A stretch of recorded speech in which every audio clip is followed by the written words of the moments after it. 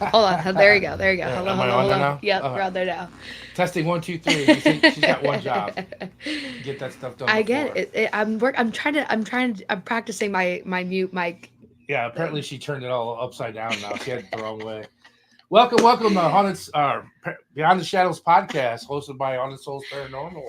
It is April 23rd, season 2, episode 14. Yes. I'm Dan. I'm Of course, you all Maddie. know. You know. Uh, we're running a little behind. We're Yeah. waiting on, but it's fine. It's all good. Uh, All good. apparently, we had technical difficulty at the beginning too. Yes. I don't know So what happened. No one was able to get in, and I had to make a whole new one. But we figured it out. We're all good to go. This week got a lot of people in here. Kathy, she said, "Hey y'all, going on, hey." going on. Jesse, Jess. hey. Jess is one that texted me and said, "I can't get the live." Susan said hi. Hello. What's up, Susan? Mal said ghosts. Mal, it's Hello, my Mal. 900 number. I know. 900 number lady. There you go. Moon at Noon said hello, y'all. Hello. War Criminal 7. Hello. Hello. Let's see. Brandon said, "Hey guys, hello." What's going on, Brandon? Everyone's saying hello to each other in the chat, which is great. We got Rich Skies. Hello. Hello. Let's see who else.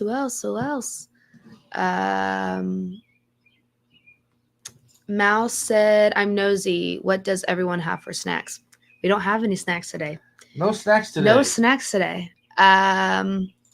Shelly Montgomery said hello. Andrew Nikki will be in shortly. Aunt Amelita said, "Yo, pay your bill, LOL." Hey, our bills are paid. Apparently she hit the wrong button. I hit the wrong button, and she scheduled the podcast, not live. So that was my bad. I have one job. But everyone's saying, oh, Mal said 900 lady. 900 lady. She is. We listen to her live. She has to whisper because she don't wake her thing. So she's like, "Hey, what's going on, everybody?" That's how she talks. Truth Walker said, "Hey, everyone. Hello. Welcome." A lot of first timers I see. Hello. Brandy. Look, it's your boss. It's my boss. Have you recovered my? Yeah, my voice has just gotten back today. It's a little raspy, but I lost my voice. But yeah, no, I've recovered on my sleep. AJ said hello. Hey, AJ. Brandy, hello from Paranormal Trio. Mm-hmm. Yeah, everyone's just saying hello to each other. All right. Well, if everything goes, we're waiting on. There was Blondes and Booze. We got Brandy and Krista. Mm-hmm. We don't know where the one is. She's disappeared. So we have Brandy. So we're gonna bring her on. We have Krista. Oh, I'm sorry. We have Krista. Sorry. I was thinking Brandy. Sorry. We'll go ahead and bring her on. Bring her on. Yep. Sorry about that. No problem. It ain't the first time probably you guys have been mixed up. No, it's not. No. I can call Brandy all the time. It's all good. Yeah. So we want to jump in and get everybody because Brandy can't. I'm sorry. I did it again. I got no. I'm right. No, Krista can't be here. She has right. To leave That's Brandy. That's what I was talking about. He's mixed up right now. I'm so sorry. That is Krista. Yes. Okay. You keep saying Krista can't be here. No, Krista. Okay, good. Let me just finish it because you got it right. No.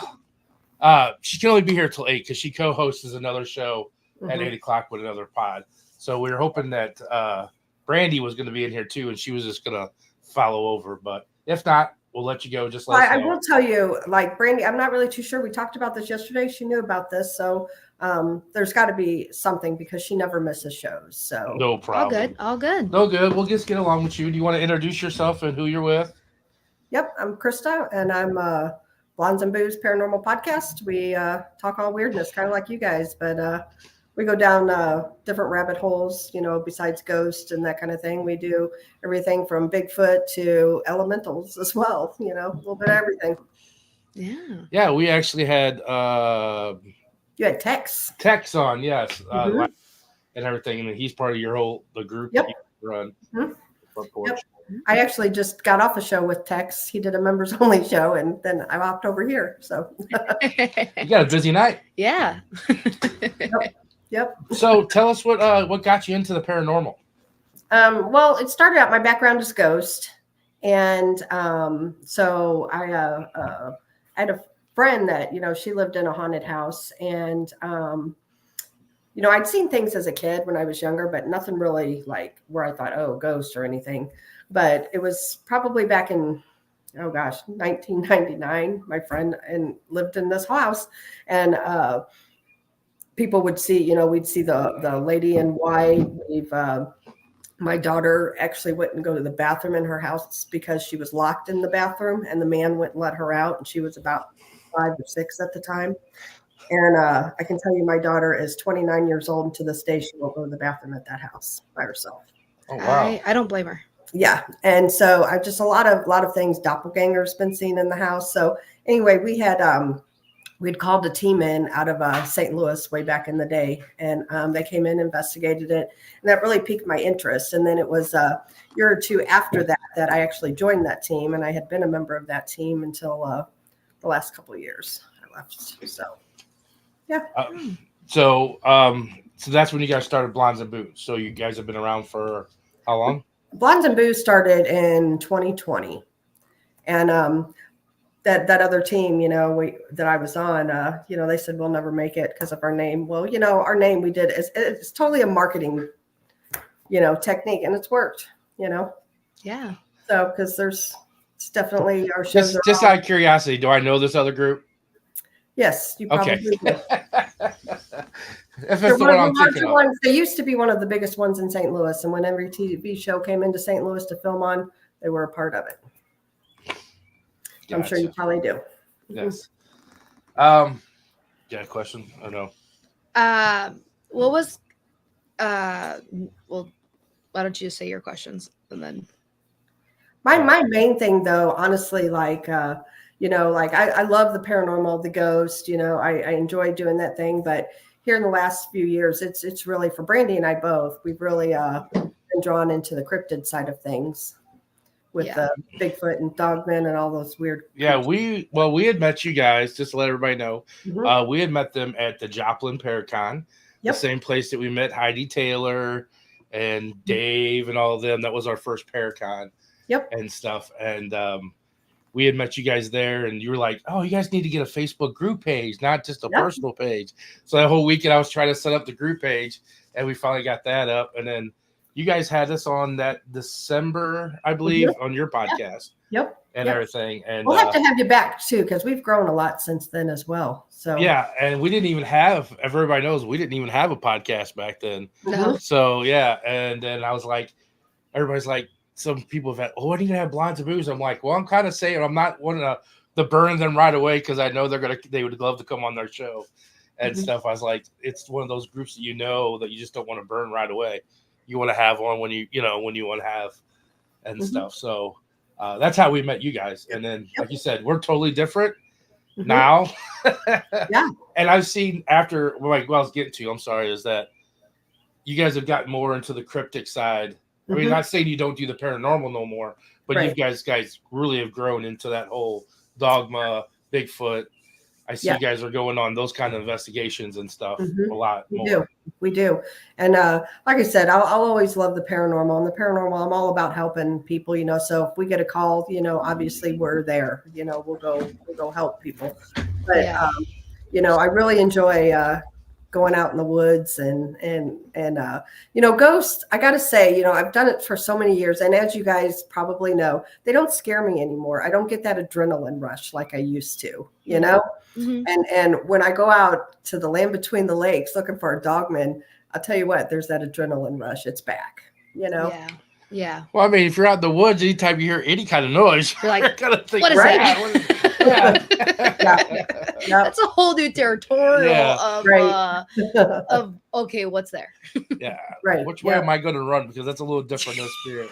Yes. So that's like I said, we still we have an event we're doing coming up at Ashmore, and we're doing 3 of them this year ourselves. But and they're on the ghost side of things. But our friend War Criminal, he's in chat, and we do Land Between the Lakes a lot with him. Every time we go, he's there with us. So yeah, I've seen that a couple of times that you guys. I've seen your post on Facebook about that when you guys come down there and everything. We were supposed to go Bigfoot hunting with you guys, and you know what? It is an open invitation. You guys come and go to the Land Between the Lakes with us. Honestly, you're here in St. Louis too. You got about a 3-hour drive. That's it. Well, that's not bad at all. No, and that's in Kentucky, correct? It is. Well, it's Kentucky and Tennessee. Part of it's okay. Both. It's the trace goes in both. Okay. And there's Bigfoot and Dogman in both. So, yeah. Hey, so we have to pitch a tent? Well, they have cabins you can rent. Oh, okay. We have pitch tents, though. I have no problem. I was, that was more directed towards her. hey, you got to give it to me, okay? I'll go camping for a week out in the wilderness, okay? I always say I love nature, but nature don't love me. This is a different kind of camping. You're talking about going to a bass resort where there's a lot of other people. No, this is the middle of nowhere. I don't know if I can camping. do that. This is like you hear a noise, you're like, what is that? You're right. So what was that kind of turning point of between doing all paranormal, and then what was that moment that just kind of really switched that flip of not complete flip, but that flip into that cryptic side? It was, we had been doing the shows, and then Bigfoot Michigan Rob reached out to me, and they have a thing. It was Bigfoot Michigan Rob, Texas Front Porch, and the crew, and they invited us to come on with them, and they would help us, help to get our numbers up and whatever needed be. So we kind of joined up with them. Well, they were mainly cryptid guys. And so we learned a lot about like the Bigfoot and things like that through them. And then the first time I actually ever went to Land Between the Lakes, it was a weird night, and I was hooked from then on. Yeah. Just takes that one time, just like when you used to paranormal. Yeah. It takes that one crazy night of some good activity, and then you're like, I like this. I got hooked. Yeah, that's what I'm afraid of. I'm gonna go Bigfoot hunting, and I would have liked it, and then I'm gonna totally be out of the paranormal. Right? Yeah. So it's a whole different world, and I believe that all of these things are connected. From the ghosts, the cryptids, UFOs. I believe it's just a circle, and I think if you're open to one, you're open to them all. I mean, we had Tex on, and that was our first cryptic person. And we were very glued to the whole dogma. Which thing. I will have to say is that we got that call that one time. We started looking into that skinwalker, and just that whole side. And my brain has always been paranormal, but there's always that other little part of my brain. I think it's divided into 3. Yeah, it's divided into true crime, paranormal, and like the spirituality of like skinwalkers and all this other stuff. Right. We had a house call. A guy he came back from Skinwalker Ranch, and he started seeing things and stuff. Wow. He was. So how we found out it wasn't all that. So, but how has your mind or expanded with going into that cryptic? Like how open has it gotten? Has it changed? Yeah. Has it changed from the paranormal to different? Absolutely. It's changed immensely. Like when I first, when I was strictly all paranormal, I was like Bigfoot, these are these ape-like creatures, undiscovered ape creatures in the woods that, were totally flesh and blood. I don't believe that anymore. I've seen, and I have too many friends and heard too many encounters of these things, changing form and UFOs are seen as well at the same time. So yeah, I've changed a lot. So could you say a certain event, like you said, the one time you were hooked, what happened? Can you say what happened that changed that whole part of, I mean, we don't have to talk paranormal. I'm all talking about, we can talk cryptic. The cryptic. I mean, that's something new for you. That's something, we don't have a lot of cryptic stuff on our show. So, which is nice. So it's something new. We don't have to talk paranormal. I would like to know. I can talk both. So. Well, and it's kind of cool because you see from the paranormal side to the cryptic side. There is a difference, correct? Yeah. Oh yeah. Sorry, I got a dog barking. No, you're fine. We got a bunch of animal lovers on this show. So yeah. Hold on. I'll put myself on mute and yell for the kids to get them. Hold on. No, you're good. But yeah, no, I think okay, we can go do some chat. I was like, what are you pointing to? Like you're drinking. I'm calling a shot. I'm sorry to anyone's chat. Chat is going crazy, and if your comment gets lost, I'm so sorry. Yeah. I'm gonna try to go as far as up as I she's back on. Can.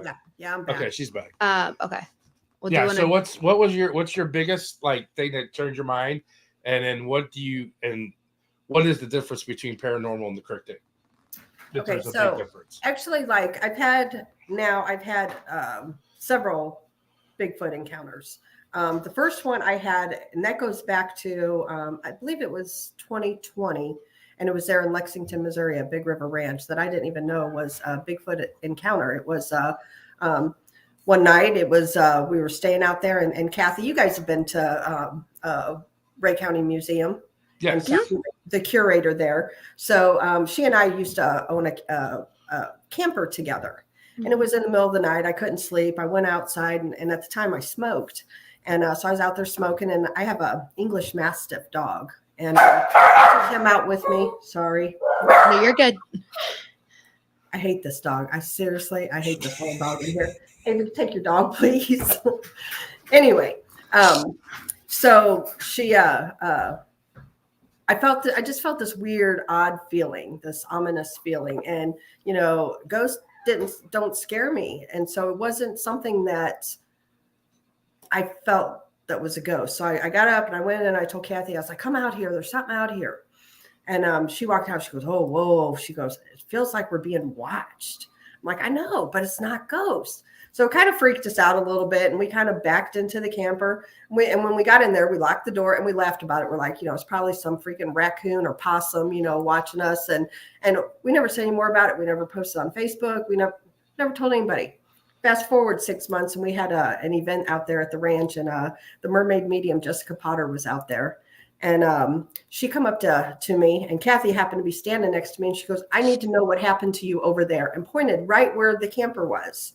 I'm like, what are you talking about? It didn't register at first. Mm-hmm. And she said, I see your camper. I see you backing in. And she said, I see a camper, but not that camper. And at that time, the camper had been pulled out, and Kathy had a different camper there. So she was like totally hitting on things. And Kathy's like, oh, it's that night, in the middle of the night. I'm like, yeah, okay. Yeah, we were kind of freaked out, but it was just a raccoon or something watching us. And she said, no, it wasn't. You were being watched by a Bigfoot. I'm like, okay, so I never said anything to anybody about this. And then the psychic medium out of the blue starts asking me about it. I mean, so I feel like, that was actually my first Bigfoot encounter. Didn't even know it at the time.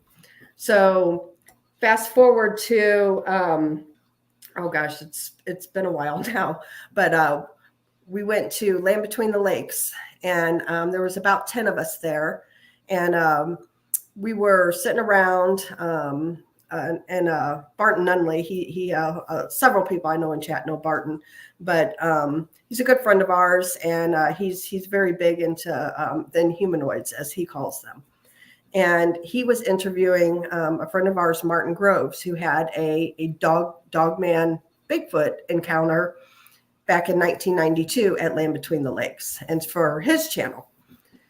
So as he's doing this, we're seeing lights. Like, again, we're out in the middle of the woods. There's nobody out there, and it's the middle of January. It's colder than all get out. So there's no lightning bugs, nothing like that. We're seeing lights out in the middle of the woods. So that's kind of freaking me out a little bit. Brandy actually saw eye shine. But the lights that we saw, it was orbs. And it was, they were blue ones. There was red ones. The one I saw was about the size of a beach ball, and it was red. And several people saw it at the same time. So it wasn't like one of us were seeing these. It was multiple people of us seeing these at the same time. Yeah. So for that, I couldn't explain that. And so that's where really I'm like, okay, I'm addicted now. I need to come back to this place. So we've been going back ever since. Wow. Yeah. And I can't explain the orbs. And we've seen them multiple times out there. And it's It's weird. You see orbs on pictures. You guys are ghost hunters. You're like, yeah, it's dust. But unless you see them live with your eyes, you can't explain that. No. In the middle of the woods, there's no electricity. There's nothing around there. There's no cost. That's kind of like when you're saying like the paranormal thing, like you're in a building that has no electricity, there's no power, and your equipment goes off, your EMFs, and you're like, what's causing that? There's no electricity anywhere. There's no Wi-Fi. No one's phones are working or nothing like that. And it's like, that's like true, legitimate, Yeah. You can't, there's nothing that you can't justify it. You can't debunk it. You can't, there's nothing that you can do. Yeah. You're in the middle of the woods and you see lights. There's nothing, you're not by a highway. You're not by a roadway. Yeah. So, And going back to that psychic of her being like, it wasn't that camper. It was a different camper. You're out there. You are the one backing up, and you're like, "What?" So you can't. Number one, I became a believer in her then and there. Oh yeah. And number two, I fully believe that was my first Bigfoot encounter. Kathy and I both say that. Yeah. So, have you seen a Bigfoot? Okay, so September last year, Brandy actually saw it. I saw the shadow.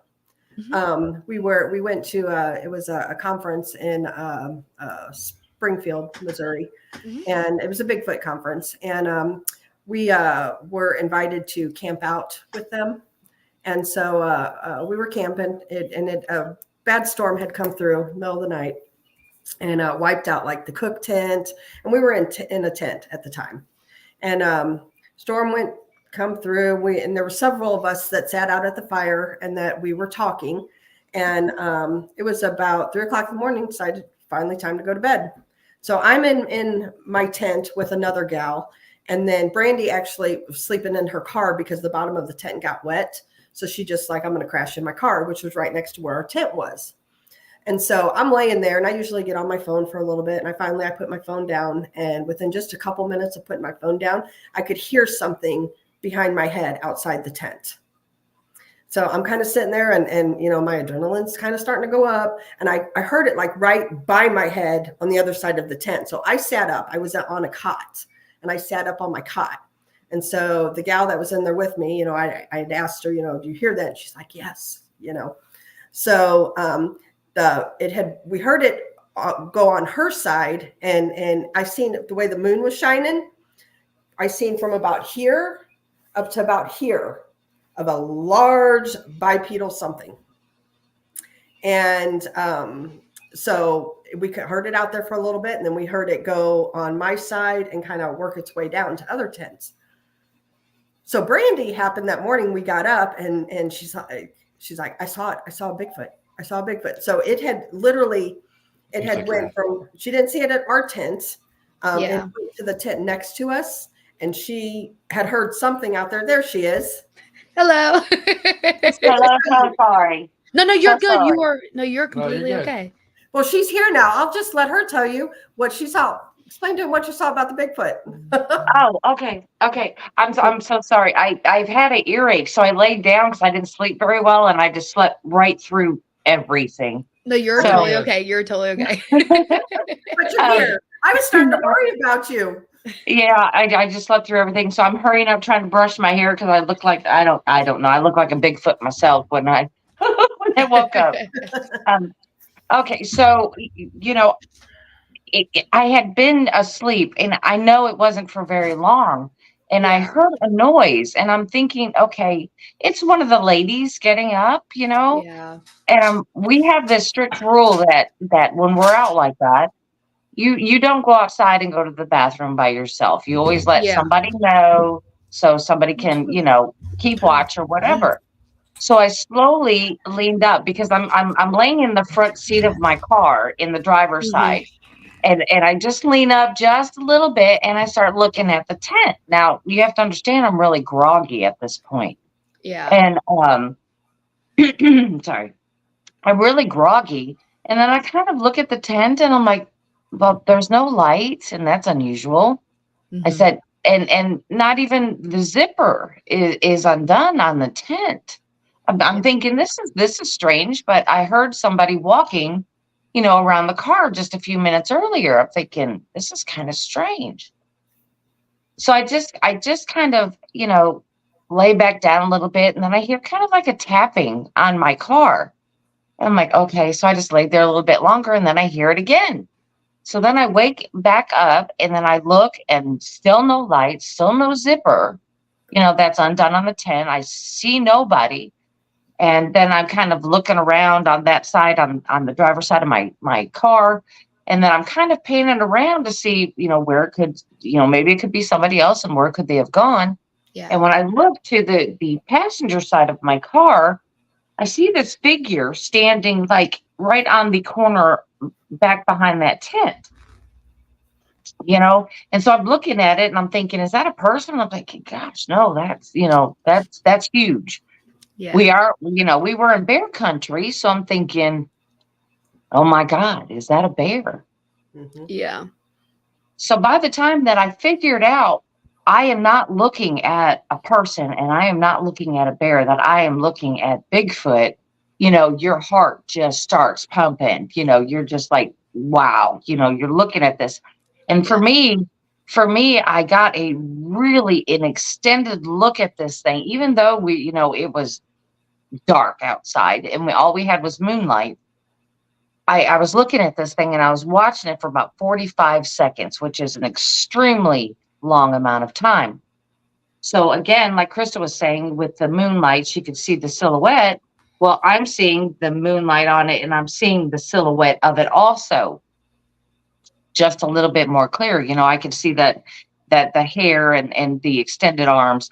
I could see that this thing was probably, my guess at that point was about 6.5 feet tall. And I'm looking at it and I'm trying to figure out, what is it doing? Because it's kind of doing a little bit of a sway motion, like it's going back and forth, back and forth. Yeah. And I'm thinking, can this thing see me? And right there, I just went on high alert. You know what I mean? This thing can see me. And at that moment, I'm thinking, this thing could break my car window, drag me out of my car before anyone could ever get out of their tent. They would never know what happened. Yeah. So I'm sitting there and I'm like, okay, what can I do? My first thought is, make yourself as small as possible and hope that it doesn't see you. So it was very, very cold that night because it had rained and then the dew had set in and it was really chilly. So when I sleep in my sleeping bag, when it's cold like that, I usually put my head in my bag and breathe in my bag to give myself extra warmth. And so what I had done is I just crouched down and I put my face back into my sleeping bag. So you could see my back of my head. So if this thing was walking around my car and looking at me, it could see the back of my head because my back of my head wasn't in my sleeping bag. So I just laid down super slow and made myself as small as I could. I'm like, I don't want this thing to see me. I don't want it to see me. I want to see if I had an encounter with it. Right. It's just like, you do you, boo. I'm just gonna hang out here and I'm gonna be quiet because I'm like, I'm sitting there and I do go out armed, okay, but it was in my back seat on the floorboard. I couldn't pick up my phone because immediately that light would pop on because I have a set. So when I pick up my phone, the light pops on. I'm thinking it'll see me right off the bat. So I'm like, okay, so I put my head in there and I'm just laying down, crouching down as small as I could get. And then I wait a few seconds, probably about 30 seconds.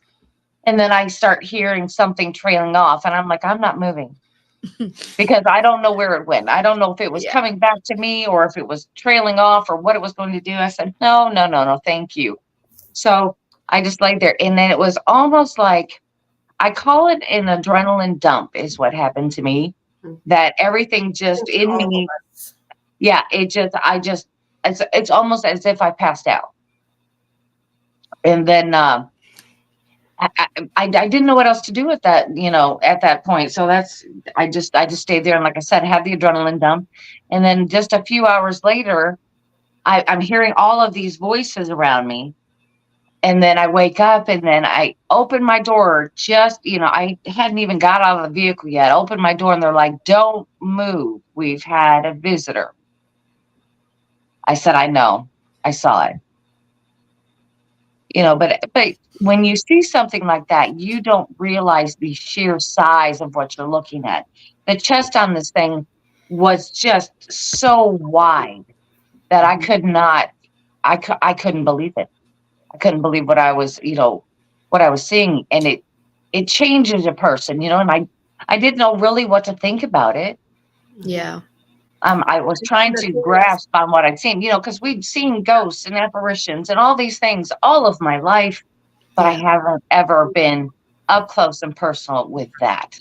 Well, and what was really cool too is because that morning when we got up, and for anybody that's interested, we actually have the episode and it breaks down the whole encounter on our show, on our channel. It's called What Really Happened in Berger County or something like that. Mm-hmm. It's called. But what was really cool is they found the people that we were with actually found 14-inch impressions in the ground right behind like where my head was, where it walked. I mean, you could see the whole thing. So it really validated everything that happened to us that night. Well, yeah, I mean, because people were hearing there was probably about 8 or 9 people that were interviewed because of this encounter. And there's a few people talking about a metallic sound that they heard, and they could actually follow, the Sasquatch, and where it came out of the woods, got kind of freaked out, went back into the woods, and then popped out further down by where Chris and I were, and came back into camp. Mm-hmm. It was just really wild. And there was a metal pile of just junk, I would say. It was just junk out there in this pile. And it could have probably, hit that or moved it or done something with that. And then it came back in. And, it was just amazing that so many people had this encounter all at the same time, but in their own perspective. Yeah. It was really fascinating. Yeah. It was really cool. Yeah. So my question, I know you guys have been studying these for over like almost 2 years now. Mm-hmm. Has there ever been a encounter where the Bigfoot or the Sasquatch has gone out and attacked a human, or, just like minding their own business, like, oh, I'm going to go out here and attack this farmer or whatever? Mm-hmm. Or has it been like the attacks have been like, face to face, or it's trying to do something to it and it's just self-defense on Bigfoot? So, on my belief and is that, and a lot of people will disagree with me, but my belief, they are not the nice creatures that people think that they are. Only because I know several people, and one of them in particular, his name is Martin Groves, and several people in chat I know him, as well as Brandy, and he's a retired sheriff, and he had his encounter back in 1992 at the Land Between the Lakes, and I can't tell you a more honest man to sit in front of him and have him tell you what happened to him. Like, he's lucky to be alive. It was Dogman and Bigfoot with his encounter. And I think Brandy will agree with me on this. I think some of them, I don't think they're all out to kill everybody. No, I don't believe that. However, I think if you get close to their young or something like that, you can. It's a defensive thing. Well, my case was like if you would have turned your light on in your car and he would have saw it, would he attack you, or would he have she's not, she's in a car, mm-hmm. She's not. That's my kind of thing. Yeah. I know you were scared, like you didn't even want to take the chance to see which one it was going to be. Yeah. But my thing was is it been known that like if you turned the light on, or you had a flashlight and you came across one, that, oh my God, it sees you, it's going to naturally be aggressive and attack you? Or if you're just going to mind your own business and go the separate ways and stuff? See, I don't necessarily think that a Sasquatch would attack just because it's angry, just a regular Sasquatch. Now, we can go into different categories of Sasquatch, but just a normal Sasquatch, I don't think that they attack because they're just angry. I think there is a reason why. I mean, it could be because their family clan or their family unit is around, or because you're basically in their backyard. You're camping in their house. I mean, how would you feel if a Bigfoot comes into your house and takes the remote and starts flicking the TV on you? You're not going to take too kindly to that. Same, just like when you go to a paranormal, to a haunted place. That's their house. That's their spirit's house. Same thing. So it's still the same kind of stuff.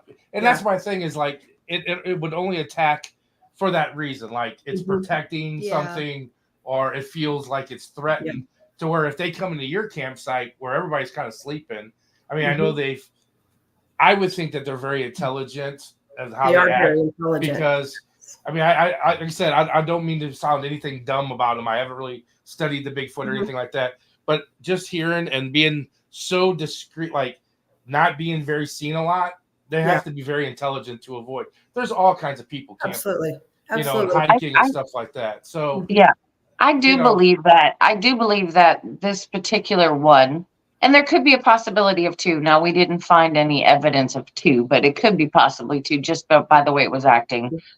But I believe it was curious, and it had been watching that camp all week long. Yeah. Right. Yeah. And after we had this storm and it spread trash all over, which we just left it. We're like, we'll pick it up. We'll pick it up in the morning. We're not going to worry about it right now. Cause I mean, it came through and tore up tents, and, people's personal belongings were everywhere. Right. So we're just kind of like, maybe it came in for a free meal. Maybe it was just looking around to see what was, what they could smell the trash, the food. I mean, maybe it was that. Yeah. They should start having a campaign with Bigfoot. I mean, they had the bear with starting forest fires. Clean up your campsites, or Bigfoot's going to come. Yeah. It's their backyard. That's like, Yeah. Well, and it's like the thing too, like, when they say like if you encounter like a type of bear, like yell at it or stay still. They don't really say that with Bigfoot. So if you see it, you're like, what do I do? Yeah, that's what I'm like. I'm not taking my chances with anything. Like, should I run? Should I stay? And I'm telling you this: if you are put in that situation, if you're put in it, you still won't know. No. Yeah. And honestly, Moon at Noon is in chat, and Moon at Noon says they know nothing. They do nothing if there's a witness around. If you're alone, last in line around a tree, some of them will take you. And then it says, they are not our friends, allies, or family. They are a different kind of human, just not Homo sapiens. Oh. Yeah. So the last time we were at the LBL, which was about a month ago, we actually we were asked to be on a documentary with a friend of ours, and that he's filming on the LBL. And so we were there, and kind of had a weird experience right there at camp. We had macaroni and cheese one night, and so I went behind the cabin and dumped it. And I walked a little bit of ways away. It wasn't just like right behind the cabin, but I had dumped the leftovers because I was thinking, raccoons and stuff, we'll get it, no big deal, right? So that next morning, it was, we went that whole night, and the next day, our friend Bart Nunley, he's like, we had a visitor last night. And right where I had dumped that macaroni and cheese, I kid you not, Brandy is a witness, there was a dead kitty cat in the place. Macaroni and cheese is gone. That dead kitty cat was there. And what was really weird is Letitia had a psionics, and the night before she actually had a cat on her psionics in the woods. Go figure. But the thing is Chris and I had never seen a cat out there before. No, I've never seen never. A domestic house cat is what it looked like. Yeah. And this thing had been deceased for a few days because of the smell. You could tell. Then also, not just that, but our friend War Criminal, who's in Chad, he's a retired police officer. And, so he's the one that had actually said this has been dead, 3 or 4 days. And then for Letitia it was kind of weird because the night before she got some sort of a cat on her psionics. And then, then there's this dead cat that's been dead for days, but it wasn't there when I dumped that macaroni. I guarantee you. Yeah. So how'd that get there? Somebody was carrying it around for a snack and thought, "Damn, macaroni cheese tastes better than this dead cat." I'm telling you. Like, they're looking at it, they're like, dead cat, mac and cheese. Right. Mac and cheese wins. It's the weirdest thing. You guys actually, we will have to drag you guys to the LBL with us. There's 237 cemeteries there. Oh yeah. Wow. And yeah, there's a ton. There's several cemeteries that aren't so great, that don't have such great spirits, but then there's some that's okay, Yeah. So yeah, we'll have to take you there. Yeah. Yeah, that would be cool. I mean, that's all and stuff like that. So my question now is, okay, we know the paranormal equipment. So what do you guys use to go to not ghost hunt, I'm sorry, to Bigfoot to search out cryptic hunting? Same paranormal equipment? Same thing? Okay. Sure. Especially if we're going to the LBL. Yeah. That saves money. Yeah. I didn't know if there was other equipment that people have made to, I mean, I guess thermal cameras are a big thing for that because you can see out into the woods and see that. I mean, that's a big part. And like a DR60 is like the holy grail of paranormal. So I would think a great thermal camera of some kind would be the greatest thing to to have for that. Yeah. Yeah. And stuff. So we've also Brandy's been using the singing bowl. Yeah. We get good results when she uses that thing. And then is that the Yeah. That's the same. Okay. Yeah, tell them about that, Brandy. It probably annoys them. No, I'm just joking. It does me. I think she's like, I think that Bigfoot's like, I gotta find out where that shit's coming from. Right. And I think it's curiosity. I think it's curiosity. They're right. And if you've got a good sized bowl and you can get it to hum really well, it is loud. So, and I'm sure that it will echo through those woods easily. And it's just, you get that thing hum, and we get some very strange happenings going on. Like we could see anything from orbs to, even other, animals that we know of just coming out and checking us out. Yeah. Well, yeah, just looking. She's calling everybody out to where she's at. She's like, I want to be in the tree. Yeah, it's like, come on. It's like I'm old. I can't walk that far, so you got to come to me. I'm going to get a deer stand and be in the tree sleeping. Which is very helpful because I've also realized, I saw this somewhere, and for everyone who's like, well, why doesn't more people see them? You got to realize, like, national parks, they only put the trails on half of the national park. Like some national parks, there's more land than what you think there is. Oh yeah. And like tons and tons and tons of just mountains and woods and so that calling thing is really helpful. Probably. Yeah, absolutely. Right. I mean, because a lot of people use different things. They sometimes take out toys out there. They'll take like kazoos or something and they'll blow on them and then they'll just set them down to see if they're still in the same place, the following day or whatever, to see if anything has messed with them. They do all kinds of stuff like that because you got to understand. I mean, if they hear these things, I'm sure it makes them curious on what's doing it and how does it work. So I'm pretty sure that that they're out there going, what is this and why and that singing bowl is very high. Like you said, if you get a good sound in the bowl and it can hum, you can get that sound and that can travel that frequency. Ooh. Yeah. Could be high enough to hurt their ears. I'll do that in haunted locations also. I didn't think about that. Let's go buy that lady at the metaphysical fair. We'll buy her one of her singing bowls. Just make sure that it's above 425 megahertz, and it should work like a charm. There you go. Learn something new every day. There you go. See, no matter how many years you paranormal investigate, you always you learn something new all the time. So I have the question: when you asked it was moving back and forth. Was that more of like a shimmer? Like it was doing like a shimmy, like a shimmer. Because I've been told that why we really don't get good pictures of Bigfoot because they're always like blurry or something like that is because they shimmer when they move. I didn't see anything that would state that it was doing that. I think it was just a type of behavior, like it was sitting there in a moment of confusion, like, okay, what am I going to do now? It's like a waiting moment, kind of like some people do, is that when they're thinking about stuff, they rock a little bit. And I think that's what it was doing at that point, trying to determine where it was going to go from there, what noises they were hearing at the time. Yeah. It could have heard me at that point. Mm-hmm. Yeah. So I think it was just sitting there trying to figure out what it was going to do next. So I just made it easy and I quit looking. I always ask people, and they're like, I think I asked Tex that same thing. Like, do you see them? Do they shimmer? Do they, because no one really does have a really like full on, detailed picture of one. Yeah. I mean, at least I haven't seen one. I mean, you guys might have, because, you guys have been doing it.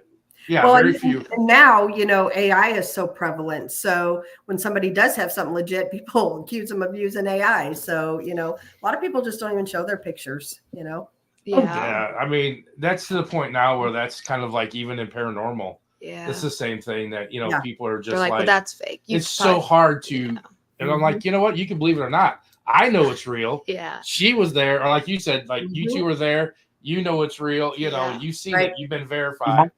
And it's like, that's all I need to know. That I know that it's, Kristen and I got very lucky though, because of the caliber of people we were with on this camp out. That was it could have happened at a better time. That's all I could say, Yeah. You're sitting there and I wake up and then I have a journalist right in my face, and started taking my testimony of my encounter and everything right on the spot when it was fresh. So, it's just kind of like he's like, well, can I take your picture? And I'm like, all right. Wait a minute. Let me brush my hair. Hold on. Yeah. Well, Brandy only been asleep a couple hours. So, yeah. You still got like 1 eye open. You're like, yeah. Here's my thing about camping. Like you go camping and you can stay up till like 2 or 3, like everybody's drinking around the fire or whatever. Not saying when you're ghost, like Bigfoot hunter, just in normal. When we go our camping. Yeah, and then you go to bed, and then you're like, oh my god, you think you slept so late, and then you're like, look at your clock, you look at your watch or whatever, and it's like 6:30. It's like it always feels like you slept into like noon, and then when you get up, it's like 6:30. Which, in conclusion, I don't know if I want to be at a tent. I told you. I like the cabin a lot better. It's like a snack bag for the Bigfoot. You just grab it. Hey, okay, guys, I'm going to have to hop off of here. I got that other show to do. All right, thank you. Yeah. Thank you for having us. Yeah, or having me. I think Brandy's going to hang with you. Thank you for having me. And then I'll reach out to you guys and have you guys back on our show too. That sounds good. Of course. Sounds good. Right. Yeah, we're actually moving a location, so it'll be nice. Yeah. Okay. We're going to be at a haunted location. Yeah. Oh, there you go. Awesome. Yeah. All right, Kristen. We'll see you later. All right, Kristen. Thanks. No, I just the whole thing was really quite weird. I mean, like I said, I got up out of my car, plus sleeping in the car. Yeah. I mean, I'm like, okay, not the best sleep I'm gonna have. And then I wake up and then I'm looking like a bag lady. I was like, okay, there it is. There it is. You're like, can I like put some like water on my face? Yeah. Right. Bathroom come back and you can take a picture. Yeah, and then I didn't realize that I was going to be on the front page of this publication. I was just like, come on. I could not believe it. I was like, well, whatever. I mean, I like I said, I just had just a few hours sleep. Because this was okay. It was around 3 something in the morning, and they were waking me up about 6 something. Yeah.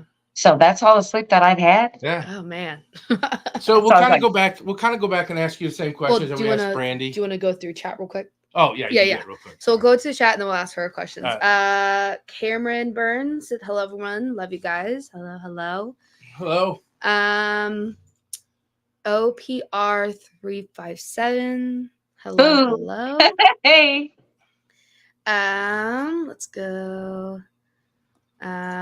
Lauren said had to work later than planned, but made it. Hello, What's Lauren. up, Lauren? What's up? Since you weren't on last week. Abby said, Abby was here. Hey, Abby, hello. I love that. Abby was here. All right, bye. She does. She's always like, Abby was here. She just got back from Cabo. Oh, Cabo. Oh, nice. With these allergies and all the stuff I've got going on right now, maybe I need to go. She was in Cabo. People were talking about Skinwalker Ranch. Rich says, as human and animals can be ghosts, why can't a Bigfoot? Okay, so that brings me to a story. Here we go. So I'm out investigating in a place it's on Oklahoma-Texas border. Okay, and I'm with Tex Wesson. Mm-hmm. And we're out there, and there was 2 other people that were with us, and we're walking through and we're investigating. Well, this place is really crazy, and it has such a weird history to it that there is a cemetery out there. But at one point, like in the 1940s or 1950s, a farmer got out there and put his pigs on there.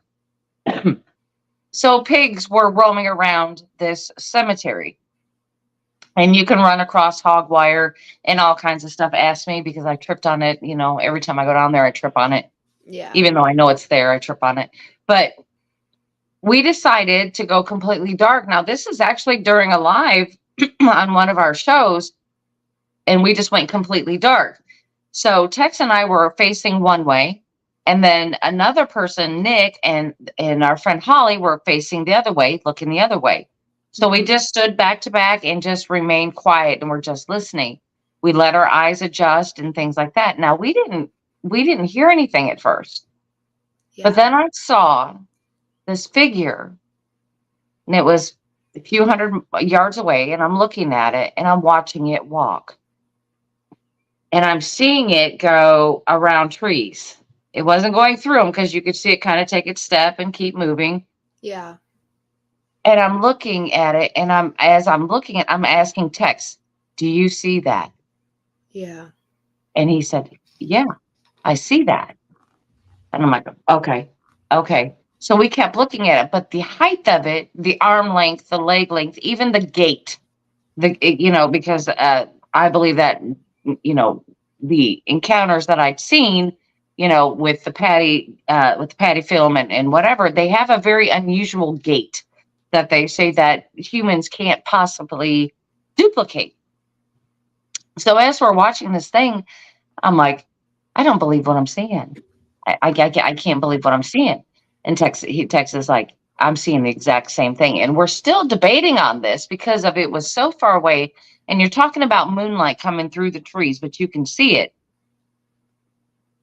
We don't know if it were an apparition because we didn't hear any noise, or if it was an actual, Bigfoot out there, because a lot of people have reported that they can be silent when they move. Right. Or you can hear the branches crack in the ground. It's that big of a person. That's normally, but they say that Bigfoot can move with silence. So we have Nick and Holly who are looking off the other way, which they're not seeing what we're seeing, but they are actually hearing something walking. But Tex and I, right back of them, couldn't hear a thing. Oh, wow. It's like it was vibrating off. Something else. Yeah, they could hear it walking, but couldn't see it, but we could see it, but we couldn't hear it walking. Wow. Huh. So there's been a debate. I think it was there. Yeah. But it has been brought up of where we were located, that could it have been an apparition? Yeah. Because we're just seeing it and not hearing it. Right. I don't know. There's cemeteries down there too, so you don't really, Yeah. And then like Bigfoot could be the same. Like you said, it could have been an app. Yeah. Yeah, you don't know. I mean, you don't know. In the paranormal world, we have not got the extent of what form apparitions can take. We don't know. We don't limit that. Right. So that's where it starts. I think that's when it starts like overlapping and like connecting of like, okay, that's the same thing. Like when you talk to the dog, can you hear as a dog a residual spirit in your house? that if any living form take an apparition or, after death. Yeah. Right. You don't know. Yeah. You don't know. Especially you don't know what type of energy level that they are having at that moment. You don't know if they're having a burst and you're seeing them, or what exactly are we looking at? And nobody really knows. No. And that's why we keep doing it. Yeah, and that's why even like when they're like, "Oh, you're professional," I'm like, I don't know what professional is. Yeah, because I don't know what the professional mark of who puts that, who is professional enough in this group or in this whole cryptic, paranormal, everything. Who's professional enough to put that stamp on with he's professional. Yeah. And I just said about no the whole one truly knows. I've been doing it for 5 years and never even thought about that, that frequency of noise to see if it calls or brings or curiosity. Because if someone did know, I think it would be a lot different. Like if someone knew all the answers to either cryptic or paranormal, it would be a completely different outlook on cryptic. We would have to be here. Oh yeah, because I never claim to be a professional or an expert. No. Yeah. Because I don't know what that means. I don't know what that entails because there isn't one. We have nothing to model after. This is we're all guessing on what's happening. Yeah.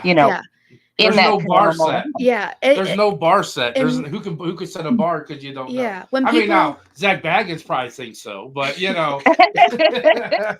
But like I've had to answer like with the paranormal, like the whole mag light situation, and people are like, well, what is the fading in and out mean? I'm like, what do you think? Like it's all your interpretation of it. Like I can tell you what I think it means, but that doesn't mean it's the right answer or the wrong answer, and so I think that's with everything. No, you just take your best guess. Yep. That's why everything is like, well, this is what I say I think, or in my opinion. Yeah, I always use those two phrases because that's what it is. That's all it is. Exactly. And do it, if I get results from it, then I will share that. Yep. This is what I've got. This is what worked for me. Let me share it with you. Yep, just like the singing bowl. It worked for me. I'm going to share that with you. Yeah. Because somewhere, down the line, maybe somebody will use your technique and learn something that is tangible. Exactly.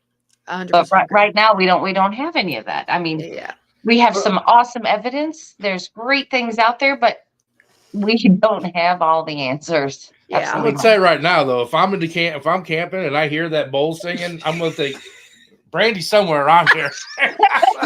They're gonna think Bigfoot is trekking through the woods. Yeah, I'm like, about to locate them. Wait a minute, and it's just you trekking through the woods. I just don't believe in making the whooping sounds, and I don't believe in knocking on trees. I think that is a type of communication that we don't know, and I don't want to invite something in and I don't know what I'm saying. I mean, I could be saying some really wrong things. You know what I'm saying? Hey, you can come in and kill me. And do a mating call and hitting the tree and stuff. Next thing you know, you got exactly 5 Bigfoots standing there, like 5 male Bigfoots, just like right. You don't know if you're communicating like I'm gonna kill your young one, and then they're coming and attacking you. Like, no. Exactly. It's just like I could be saying something like, "Hey, I challenge you." Yeah. No, I'm really not doing I want the alpha male. I want the biggest one you got. So what I do is I just create a sound to make it curious. There you go. I like That's that. That's it. If it wants to come towards me, it can. If not, they can go the other way. It can do whatever it wants to do, but I mean, to me, it's just like every other wild animal. I in that aspect, you're in its territory. Just be careful. Yeah. Don't get out in the woods and being all willy-nilly. Just don't do that. Be careful. Yeah. Because mine's gonna be a duck call. I'm more afraid. Well, you see, and now that's something they may be used to for food. Yeah. See, be careful. They might think ducks eat food. There you go. See, I'm not going camping or you can go in a tent. I'll go in the cabin.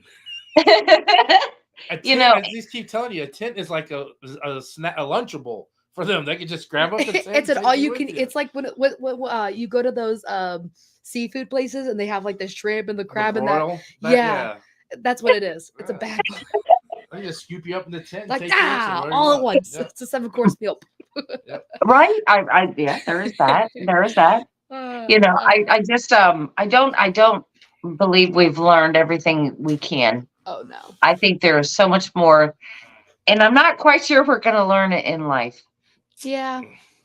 Maybe the next one. So that's what brought you, like I was telling in the beginning when I was talking to Krista, was that we met you guys and you guys were in the paranormal world and we met you at the thing. So just to give it this to everybody, since we did, what got you started in the paranormal?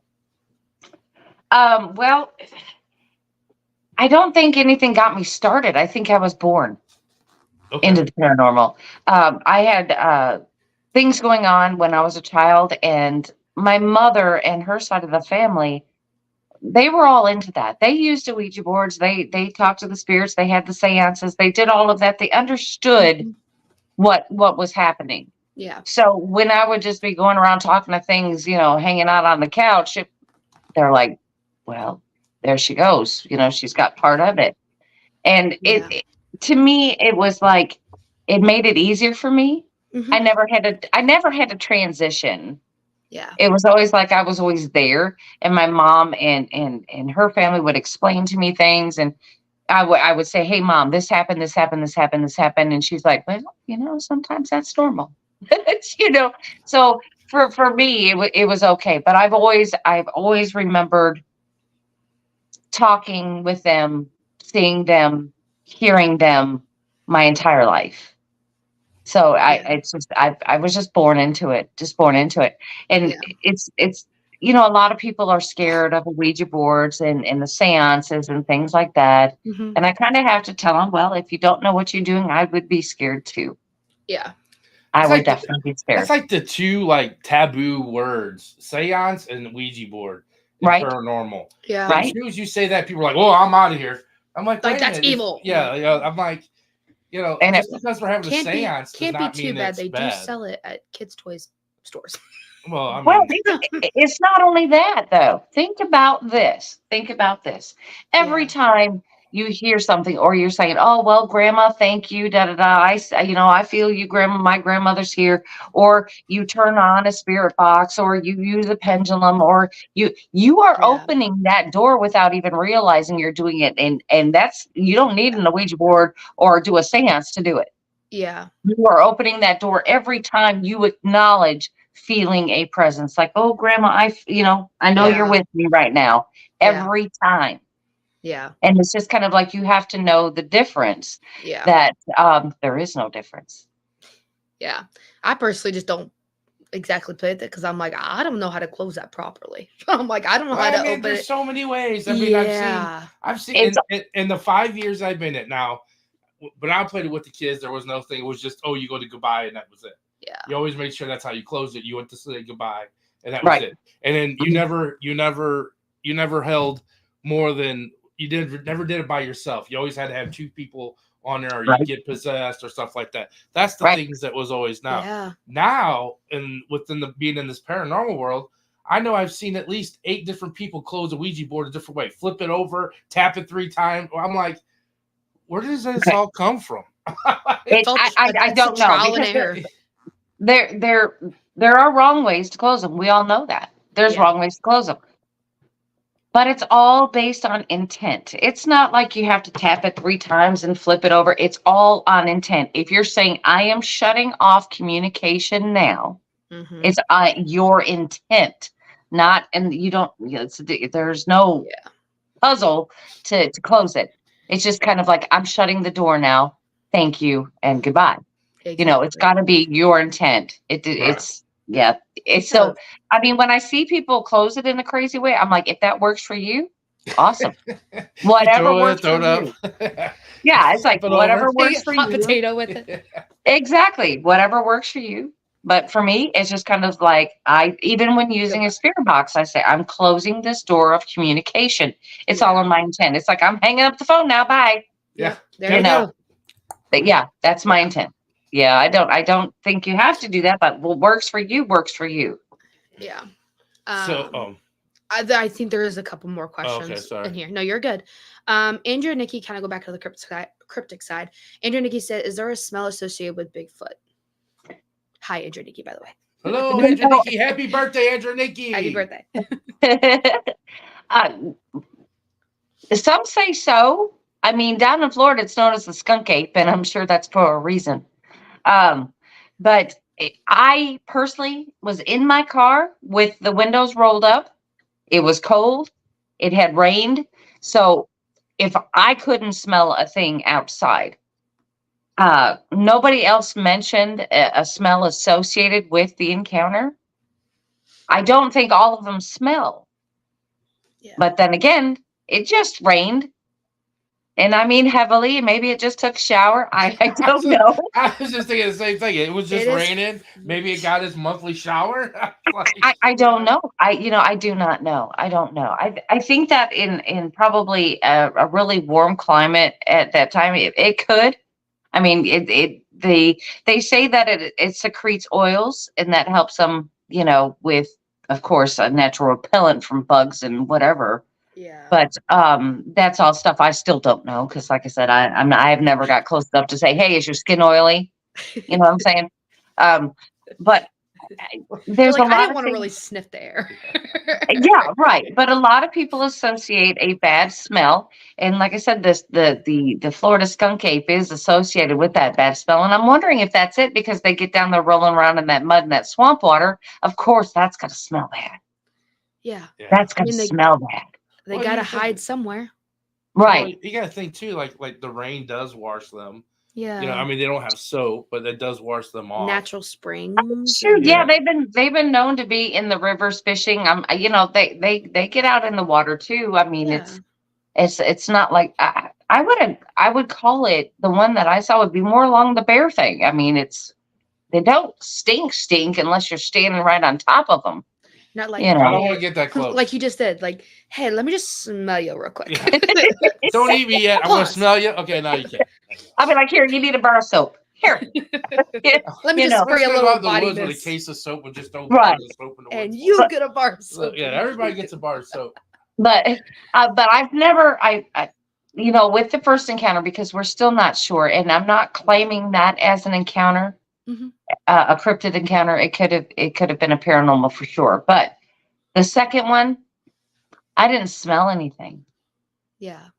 And I heard it and saw it. So and I heard it and saw it, but I didn't smell it. But my windows were rolled up, and I wasn't going to roll them down. Not like it was going to do anything, because like I said, that's the sheer size of that thing. Well, like I said, it could have ripped me out of my car before anybody got out of their tent. Yeah.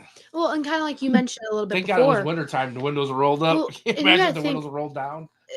In such, maybe there's different types that live in different environments, and some smell, some don't. Maybe if they are living in more of a swampy area, they're gonna stink more than probably in the middle woods where there's lots of water and springs and all that. They can bathe more. Well, exactly. And living out in the elements, I'm sure they have some kind of aroma. Not pleasant, I'm sure. But like I said, I wasn't. I was 20 feet away from it, and that's as close as I needed to be. Yeah. Gina said, "Hi, friends. Can't stay, but wanted to say hi. Hello." She's probably gone now. Yeah. Everyone was just saying hi, Brandy. I'm trying to. The chat's going crazy. Everyone's talking to each other. They do that. That's why I love chat. I'm like, I get interested in what they're talking about. I'm like, what you talking about? Normally I tell when guests come on here, and I'm like, yes. I'm like, please, if you want, but do not pay attention to the chat, because our chat just talks amongst themselves and starts getting crazy. They were talking about farts one time, and we started reading the comments and was totally getting distracted on what we were doing. And I'm like, this and I love it. I love it, because I sometimes I get lost in chat, even on our own show, because we have to pay attention. And I'm like, what are they talking about? What did you what'd you have for dinner Sunday? Because let me tell you, do you have the recipe on that?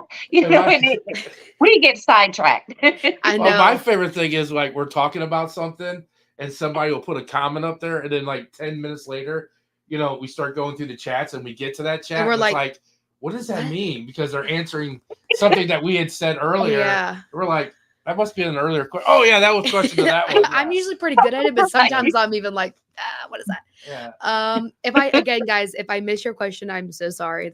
I am not used to this many people chatting. So, but Philly said, "Sup, fam? What's good? Hello.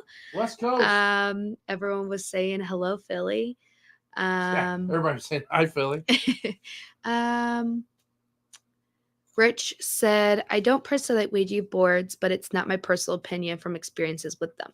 Yeah, again, again with the whole paranormal, it's all your interpretation of things. And if you like them, you like them. If you don't, you don't. We always don't. We don't allow them in our events because that's not our building. Those aren't our spirits. And that's what we always tell people is that's why we don't use Ouija boards. We don't have Ouija boards in our house, so we don't use them. Well, beg your pardon. Well, we do, but we don't. Do you? We have them, but we don't use them. I collect. Sorry, them. We're not just sitting here and going. Yeah, I was just like, wait a minute. There's one right behind your head. I'm thinking. I choose to ignore that one. Well, I guess it's for me, and I can understand it. I mean, because you never know someone's intent, and we'll go right back to that. We don't know somebody's intent, and it's best just not to use those things now. Am I scared of them? Absolutely not, because I do so many other things that do the same thing. I'm not scared of them, but is it something that I use? No. There are easier ways to communicate than using one of those. Yeah.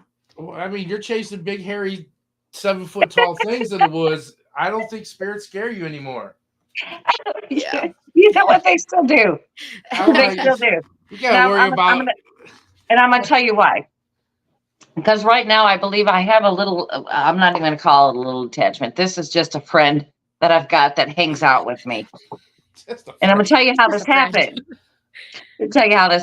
Because, you think you go to these haunted locations that you're going to get, you're going to get these attachments and take things home with you. And I'm like, well, no. Okay, let me tell you how I got mine. I'm driving to work. It's about 4:00 in the morning. And I live in a rural area.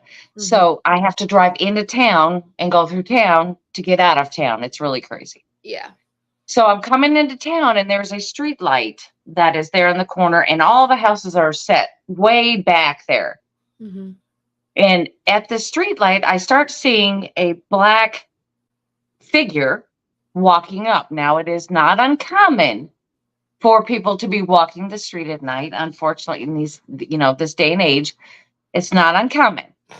So I see this figure coming up to the street light and I'm like, oh gosh, I hope it's not somebody who doesn't have all their facilities with them right now. Yeah.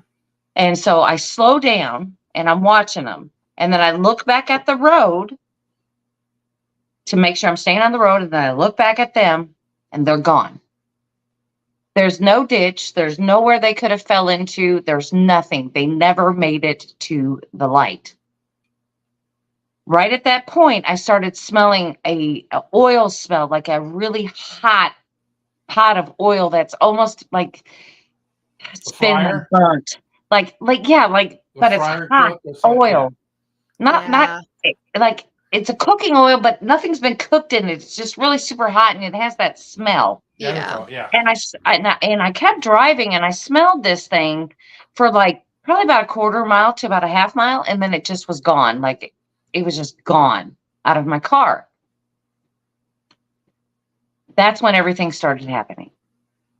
Weird things started just to happen.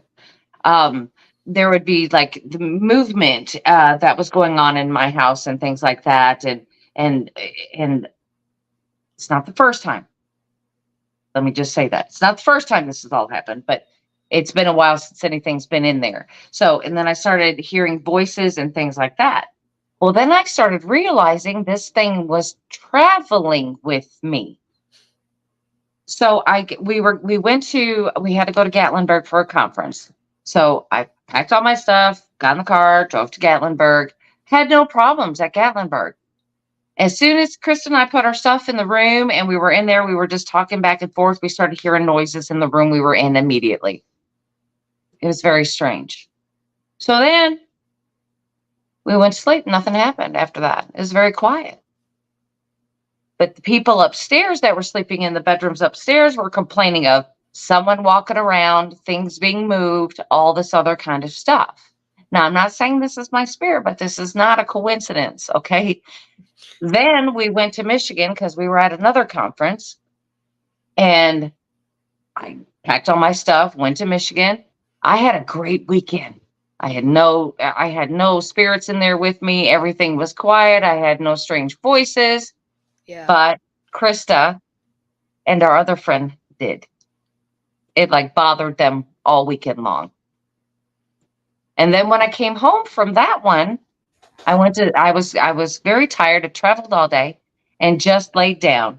And it was right in between that point of you've closed your eyes, but now it's right on the edge of sleep. Mm-hmm. And then I hear a man kind of yell at me in a firm voice, "Randy." I said, "Oh God, it's home." And that's all I could do. That's all I could do. That is all I could do. That So spirit this thing, I have no idea what this thing is, but it travels with me. Now, it's been quiet for about a month and a half, about 2 months now. But this thing traveled with me. Now, I don't know if it's gone because I believe that spirits are transient. They're not all stuck in one spot. They can move about freely and go where they need to be. Mm-hmm. I think this one just liked to travel and wanted to see and didn't like the fact that I went to sleep. But I will hear it call my name. I will hear it have conversations with me. Like I will say, I'll be walking around my house going, I can't find my car keys. Where did I put this or where did I put that? And then I'll hear, oh, it's on the table. Well, at least he's helpful. Yeah. And there it is on the table. At least he's a helpful little bastard little thing. Some of them hide things. Yeah, so at least he's not hiding them on you. Well, it's like, yeah, but we were talking about my car keys. I never put my car keys on the table. I always put them on bathroom sink, so I always know where they are. Oh. There you go. Maybe he did move them. And maybe he did because I'm like, where? That's why I was looking for my car keys. I'm like, where are they? Yeah, and when he went to Gettysburg, he was probably very intrigued about what was going on. Is why he didn't do nothing. And then when you guys went to the hotel, it was like, oh, we're back to this boring. Oh, we're back into a room again. I'm gonna make no, It's like I want to have some more fun. It's like this thing goes and visits people. I'm like, okay, maybe you're like, I'm not claiming him. Maybe I need to go and but we're sitting in a conference where we've got John Zaffis and others there. And I'm like, why are you not bothering them? Why? He just probably saw a blonde driving and was like, I'm getting in her car.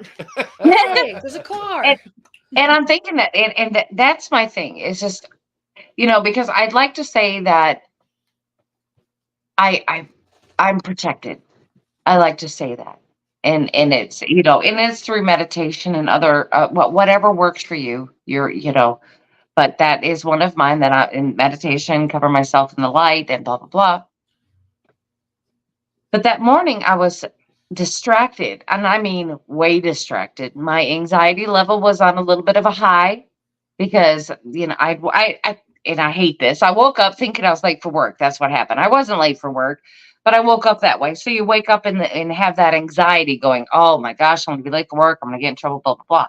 But I wasn't, late for work and had my mind on a gazillion other things that I had to do for the day besides go to work. So I was very, very distracted, which doesn't happen that often, And I think that it took that moment. Yeah. Just to hop in going, well, she don't see me. She'll never know.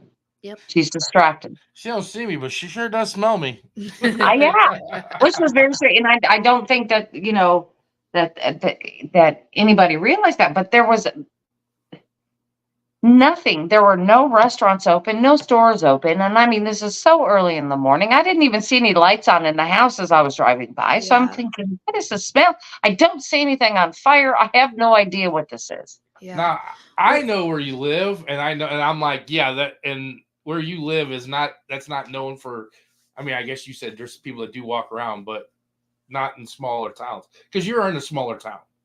You're not like in a St. Louis area or something like that. You are no, absolutely so not. That's very so that's unusual for someone to be walking at that time of day, down the street. So well, it probably. We do have homeless shelters and things like that, and usually that's where most people are at.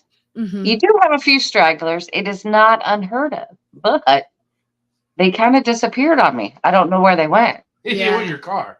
Well, and that thing too is he probably wanted a ride, and he probably thought, I'll catch a ride here, and then he realized that, like, again, your mind is open to that paranormal. He's like, nah, I'll stick with her. I'm not leaving. It's like you've got your eyes open, and that third eye going bing, bing, bing. Yeah. They're like, hey. They're like, hey, you see me. Do you not wonder, like, where did I lose him?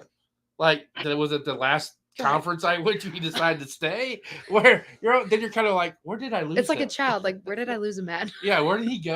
What point in time did he leave me? If he left. I don't want to say anything bad, but if you stayed somewhere else, that's okay too. That's fine. I'm going to live with that because it's like there's somebody yelling at you when you're going to sleep. I'm like, wait, let's stop. Can you please write me a note when you leave where you're going so I know? Right. So there's some other spirit. Right. There's other things that this thing was doing besides yelling at me. Yeah. And I do have them on tape. And this I believe was something else. I don't believe that it was this particular entity because this came later. But I was laying in my bed and I was watching TV and I was noticing that my curtain was doing something crazy. Now this was in the wintertime and I didn't have my window open or anything, but the heat was on and I'm thinking, oh, well, it's just the heat. And I'm watching the curtain still move on the side of my room. And I'm like, what is that doing? It was just kind of moving just a little bit. And so I decided, you know what, I'm gonna get my camera out and I'm gonna sit here and watch this. And I'm watching it and watching it and watching it. Next thing you know, you see the curtain and you kind of see it tug just to the side like that. I started freaking out. Who am I gonna call? My mom. I said, Mom, come here. We're having a problem, because my mom lives with me, and it's funny. This house is hilarious. Anyway, so she comes in and I'm telling her all about it. I said this curtain moved, and I have no idea why it's moved. I looked all around. I'm trying to see if there's anything that could possibly do it. I'm wondering if it's the air. I had the heat on at the time. I wonder if it's the heat. That there was nothing. There was nothing. Yeah. And then she went and stood in front of it. And the curtain moved. I said, isn't that strange? The only way to manipulate that curtain is to stand in front of it, block the airflow of the room, and it'll move. So while I'm sitting there watching it, something that I could not see stood right there in front of it and made the curtain move. Wow. That's the only way that it would move. You got enough travelers with you, lady. I do. But then again, you got to remember, okay, so here it is. This is it. Remember when I told you that in the beginning that my mother was, right. her soul. Well, guess who I have living with me? Your mother. I have Mom. Right. So I like this house. Walking portal. There's third eyes everywhere. Right. So now I have my daughter. My daughter is 13 years old. She's completely, she's completely into all of it. She sees, she hears, and I thought she might grow out of it. My oldest daughter did. My youngest, who's 13, did not. And she's, gone through the puberty, which most lose it between 9 and up. We all know this. They all lose that ability or just hide it. She did not. She didn't. And she sees it. So now we have 3 women in this house who have all of this going on. Oh, man. So is there a problem? Absolutely. I got to ask. So your 13-year-old's into it. How does it feel to have you investigated with her? Have you taken her? Anywhere? Oh, yeah. How is it to do it with her? Madison's my daughter, so it's kind of cool to be able to go out and investigate and stuff and everything. And stuff. Well, I think she's a little bit of a magnet. I really do. One of the best pictures I've ever caught on camera we were at the Crescent Hotel in Arkansas because we like to go to haunted locations on vacation. So we'll go stay at haunted hotels or wherever. So we'll do this on vacation. And one of the best pictures I ever caught, it had, I'll have to send it to you, but it was two manifestations caught in the same picture, and they were two different types of manifestation. One was in full color, looked like somebody actually standing there, and the other one was a misty white, like normal people would see. Yeah. Wow. So I've got two of those standing right on each side of me. That's cool. Very strange, but she was with me. But yeah, I don't take her to locations that I believe that there may be something ugly there. We're just going to say ugly. I'm not going to say demonic. I'm just going to say ugly, period. Yeah. Mm-hmm. But I do take her, like I've taken her to Ashmore Estates in Illinois and all kinds of places. She absolutely loves it. Yeah. Ashmore is a good place. I love Ashmore. It is.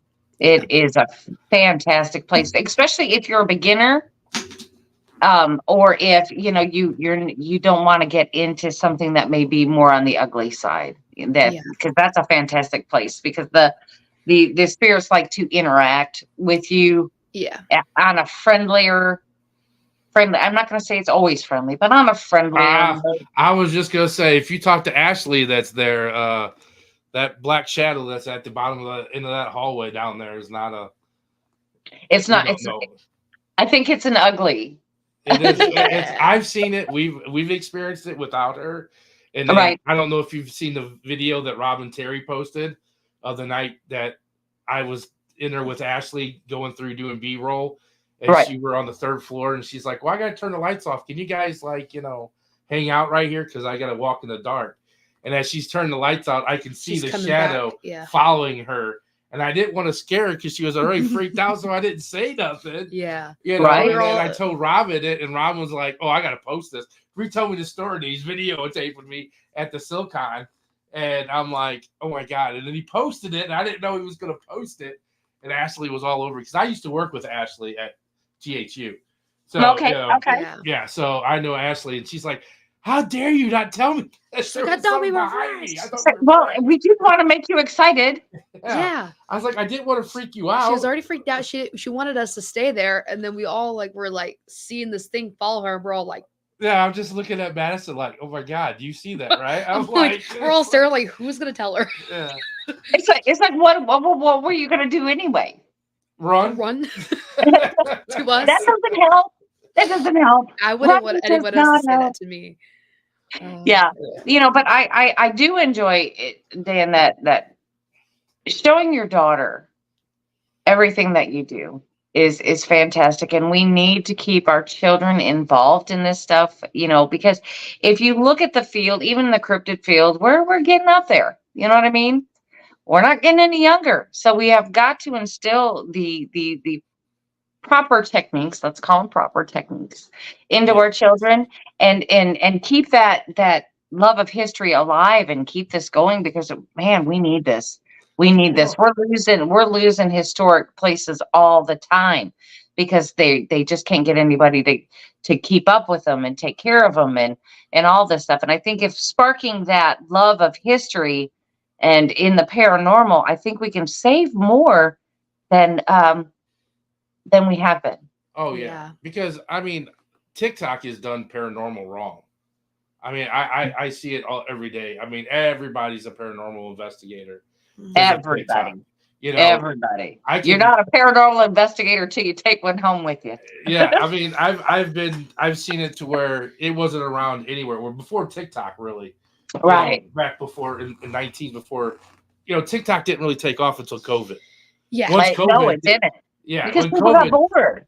Yeah, when COVID got hit, it TikTok grew. Yeah, but there was no paranormal stuff on TikTok. No. There was no, and then the more and more it got, and it's like everybody. I look on TikTok and it's like this paranormal team and this paranormal team, and I'm like, holy crap! I'm like, there's so many, and then you watch them, and it's not that they do it wrong, and like you said, or not, it's not right. It's just some of the techniques and some of do they really study these pieces of equipment and like read on what can make that equipment, what it can do. Mm-hmm. Like, they bring a camera real close to a REM pod, and try to focus in on it, and it's going off, and it's like your camera's setting that off, or or EMF, or your phone. They're not taking the time to figure out what kind of distance you need to be at from the REM pod for it not to go off. And the big thing that irks me, and I've read it, is the circle REM pod,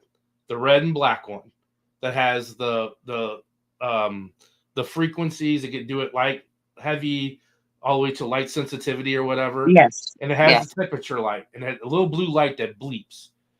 That when it bleeps, I've read about it. So when that little blue light just goes blip, blip, and blinks, they think it's something's there. But that's telling you that the sensitivity is too high, that something is interfering with that because it's too high. And I've read it and everything, and I'm like, they're like, it goes bleep, bleep, and they're like, oh, something's there. I'm like, no, your sensitivity is set too high. I need you to turn it down. Right. It's like, you just kind of, because most of and I'm just saying, most of them out there, not everybody, they're TikTok creators. They just want the followers. They want the, and it's just. And to get the clicks, to get the likes, you have to exaggerate the stories and the evidence. Well, yeah. But that's the thing was like me bringing you up, Brandy bringing her daughter up. We're doing it the right way. And, the people that are not doing it, they're not learning off the TikTok and things like that. And which is great for the paranormal, especially the cryptic. You don't see, and that's what I was going to ask you. I know I asked Brandy, I was like, you guys transitioned because when we were on your show, you were all paranormal. And then you kind of started doing the whole with the Texas Front Porch and Michigan Rob to get, the followers and stuff like that. Right. And you kind of just transitioned to the whole cryptic thing. And I don't see much paranormal from you guys, which is fine. Let's you guys still do it, but I see a lot more of the cryptic side. Well, you've got to understand though that I think it's all intertwined. I don't think there is a cryptid, and I don't think there's paranormal. I think they're all kind of connected, and we just have to keep our eyes open. This is something that a lot of people are just realizing, that everything is connected, and that maybe they're not two separate things. Right. Yeah. I mean, you can't have Bigfoot in the house, so he's going to have to be outside. So he's going to be right. Like I said, what I saw the second time, there was nothing paranormal about it. Yeah. Okay, there was nothing, like there was no orbs or there was nothing. I can't say that was. But the first one that I saw, it looked like a Bigfoot, walked like a Bigfoot, but was it? Yeah. Exactly, yeah. So I don't think there is a black and white here. I think there's a whole gray area that people are just now diving into. And it's very interesting. Because, once you get into the cryptid area, you get into folklore, which of course, I'm telling you about history and all that kind of stuff. And I love it, which includes, our hellhounds and everything else, which are supposed to be demonic and blah, blah, blah. So, I mean, it's kind of like, if you get into the folklore, you're seeing that it's intertwined because you're talking about the fae and all kinds of things. So you got to learn your history. You've got to love it. You've got to love it.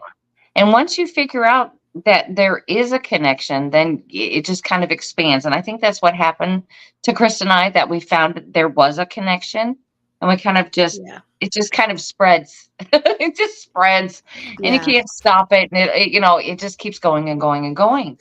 Yeah. So I'm learning stuff every single day, every single day. Because, we do go out, we look for Bigfoot. We do go out, we look for dogmen. We do, get out there. We do these things, but that's not the only thing we encounter. Yeah, exactly. You can encounter a lot more stuff out in the woods than you can inside a house. I'll tell you that much. Absolutely. Your range of area kind of opens up a little bit. The whole universe. I mean, come on. I know, because it's like you were talking about what kind of equipment do you take? You just take it all. I mean, it doesn't matter what it is. Whatever equipment you got, take it, because you never know what you're going to run into. We ran across an abandoned house while we were out there.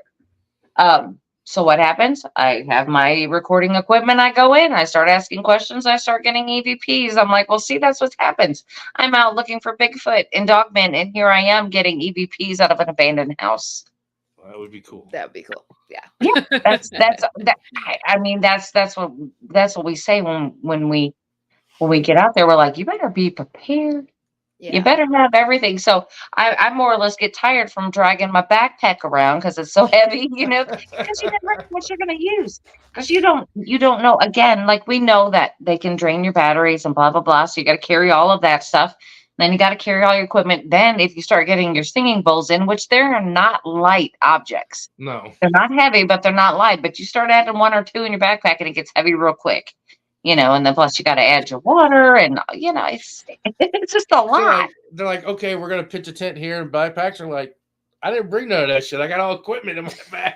We're all carrying, me and you were carrying our little, That's me. I left a tent behind because I wanted to carry all this equipment. Yeah, man. That's me. I'm gonna go yes, that is me. Right, exactly. That is me. It's just, we've seen some very strange things, and we just decide to always go prepared. I always have my stuff with me. Krista is the one where she doesn't like equipment. She likes her body to tell her what's happening. Mm-hmm. And I'm the type of person, I'll let that happen. I'll let my body tell me what's happening, but I also want to record or try to obtain that evidence. Yeah. That's what you do. You carry the tent and the sleeping bags, and I'll carry the equipment. Perfect. 10. I'm going in the cabin, dudes. I thought we've learned this already. But if you get out there tired hiking, Mo, what are you going to do? You got, just get you one of those Frisbee ones, that come and you just throw it out and it pops up. You could be a snack pack for the Bigfoot. I'm going to go climb a tree. Get you a little pudding pack. Yeah, and you're going to be a snack pack. Get your little snack pack. You'll be great. You'd be like a whole human gusher. I actually really want to go because I want to see me and you taking a hike. And I don't have to start working out before I go take a hike. I'm letting you know that right now. We're gonna go with you next September. I'm gonna hit the gym for the summer. Yeah, I'll be like, can we stop walking? Can you guys stop walking? Yeah. I had Bigfoot to come to me. Yeah, because I get out there and I get that singing bowl out. Come on. Every 300 feet, we're dropping our stuff and investigating. Yeah. Hey, and that's the best part of it. You get moving. Now, a lot of these places you can drive to because they have roads that go to nowhere, which is fantastic. Out at the Land Between the Lakes, there's roads that go nowhere, and then there's roads that go somewhere. Yeah. One of these roads, it took us from where we were camping. It took us 40 minutes. Wow. To drive all these back roads to a church. And it was a Jesuit church. Whoa. In the middle of nowhere. At 2:00 in the morning. Well. Yeah. I mean, the good thing about it is like Leak God Church wasn't going on. 2:00 in the morning. It's out in the middle of nowhere. It is seriously out in the middle of nowhere. Okay. Gosh. There's no houses around. There's nothing. There's one road in, one road out. That's all you've got. Okay. Can you imagine me camping and be like, where are all these cars going? Church. Yeah. And the thing is this little church is out there. It's very nicely painted. The inside is taken care of. You can go in it 24 hours a day. You don't have to wait for the church to open. There is a graveyard off to the side where people go out there. They leave their change, their pennies and nickels, quarters, whatever they want to leave out there. Yeah. It's all gated in. And I'm like, who is taking care of this thing? Because they do not have services there. But there are pews. That's weird. I was going to say, if they had services there, imagine that's your first time going to that church and being like, where am I going? You're going to drive all the way 40 minutes down this road. All the way out there. And we knew it was all the way out there. We knew it was Jesuit by the insignia. Yeah. And I'm like, out there. Yeah. That's a nice place to visit at 2 a.m. I'm just saying. It's just, stumble across that and be like, okay.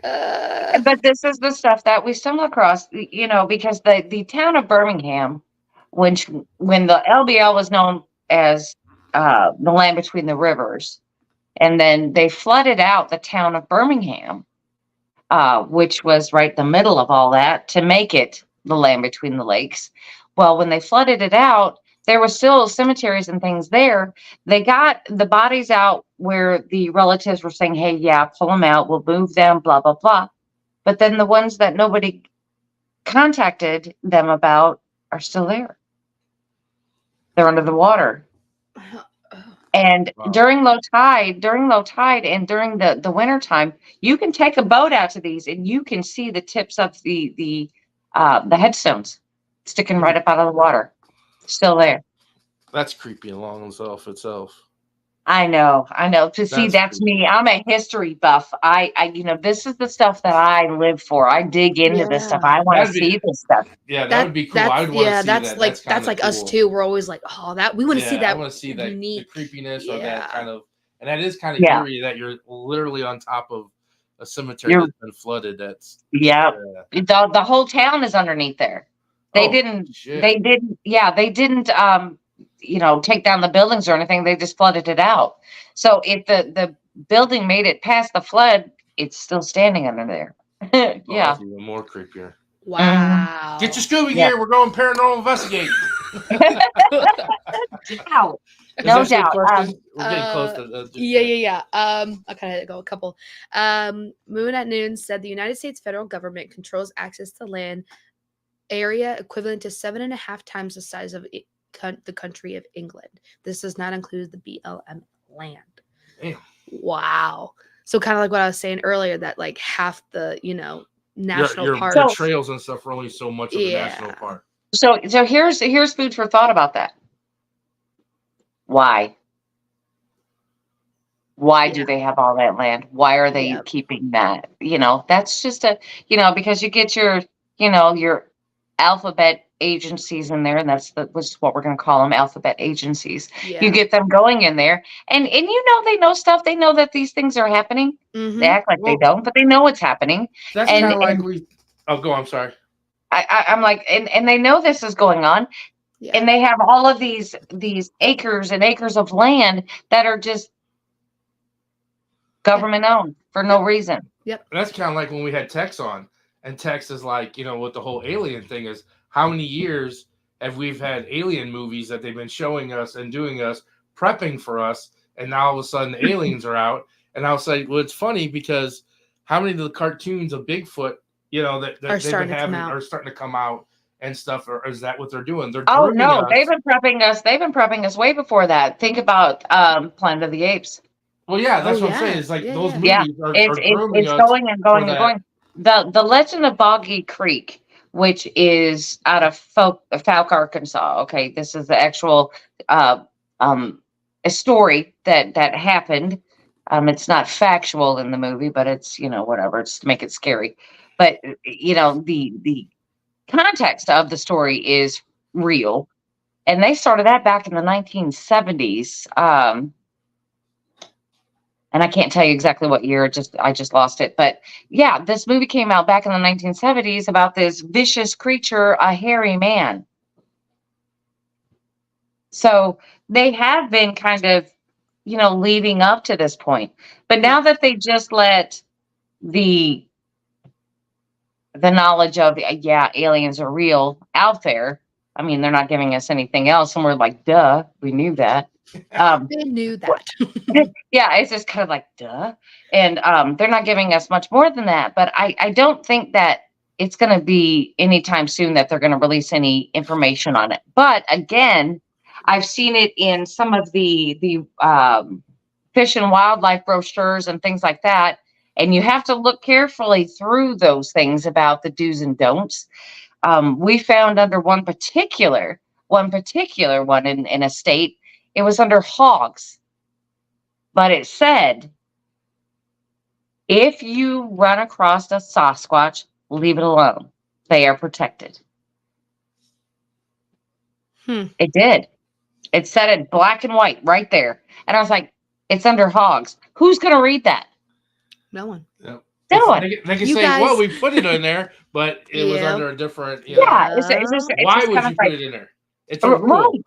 Right. Why would you put that information in there? Mm-hmm. And then hide it, like in the fine print. Yeah, it's in the fine print. It's just crazy. Yeah. So, like I said, they're giving little hints, but I don't think they're going to drop that bomb for a while. No, probably not. Not until after the aliens are done over with. Yeah. And then they'll throw something. They got about another 100 years before they can, move on from that, probably. Rich Sky says, so Brandy, you did have a visitor during that episode of Truth or Tinfoil. Yes, I did. And things happen. I'll be just doing a show. This is just crazy. I'll be just doing a show, and next thing you know, something will fall. You hear somebody talking. It's been caught on camera doing a show that these things are happening. Yes, absolutely. And that's kind of like I was talking when you were coming in. Brandy was leaving, and Krista was leaving. I'm sorry, Krista was coming. That's sorry. And she's like, well, we have to have you guys on the show again. And I'm like, yeah, it would be cool.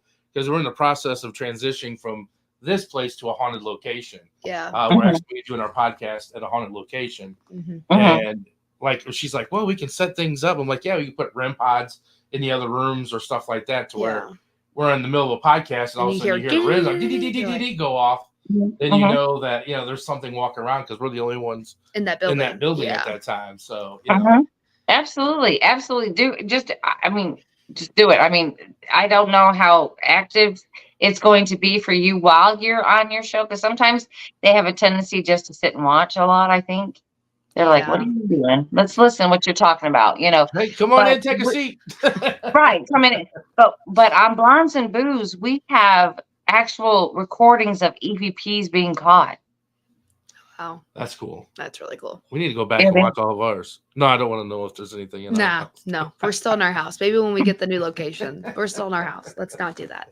Well, that's true. But then again, it's just kind of like, this is what you do. And it's like, you're going to deal with it just like you would deal with it in another location. Either, if you want to get rid of it, well, then you know how. Yeah. That's true. Just do that. But I mean, for me, it's just kind of like, I have done the cleansings. I've done all the stuff, it's nothing malicious. Trust me. It's just a little needy, it needs attention. That's it. It's just needy. And which is fine. Yeah. You can feel it sometimes. Like I was sitting here, well, actually I was in bed and I woke up one night and, so I'm like, what's going on? So I look and I can see through my office and there's a window there and you can see out into the garage. Well, I put blinds on it. And then next thing you know, I see the garage light flicking on and off, on and off, on and off. I'm like, wait, okay. What do I do? Mom, come here. Calling my mom in again. I'm like, Mom, sit here. So we sit on my bed. We're looking through my office and we're looking out the window. And I'm like, do you see that? She goes, what's happening? I said, the light is flicking on and off, on and off. Okay. So we sat there and watched it. I then turned on my camera. I went out there. I looked around. Nobody's out there. I noticed when I was on the inside that I've got a 3-bay garage and it's the garage door light. So when the garage door opens, this light will come on. Mm-hmm. Right. Or I have the flick switch that you could just turn it on. Well, I have it locked. The power shut off to that particular 3rd bay door. There was nothing going to it, but the light was still coming on and off. Wow. So when I went out there, it stopped automatically. And that's when I checked it to make sure if it was on or off, and it was off. At that point, I've got it all on film. And then it happened again when I was home alone. And then we were having a fight. I'm like, look, I can't afford this electric bill. You're like, hey, now, okay? This is costing me money. Exactly. I don't know how long you're doing this. Right. I don't know if you're doing this all night long or not, but this is twice now that I've watched you for over 20 minutes. I can't afford this. So we're going to have to stop this. Okay. I haven't seen it since. I haven't seen it happen since. So, I mean, there's that. There you go. Kenny Brown said, hey y'all, just want to stop by and say hi. Working late tonight. Hello, Kenny. Working on that. Working on my grandma's. Working on your grandma's base or bathroom.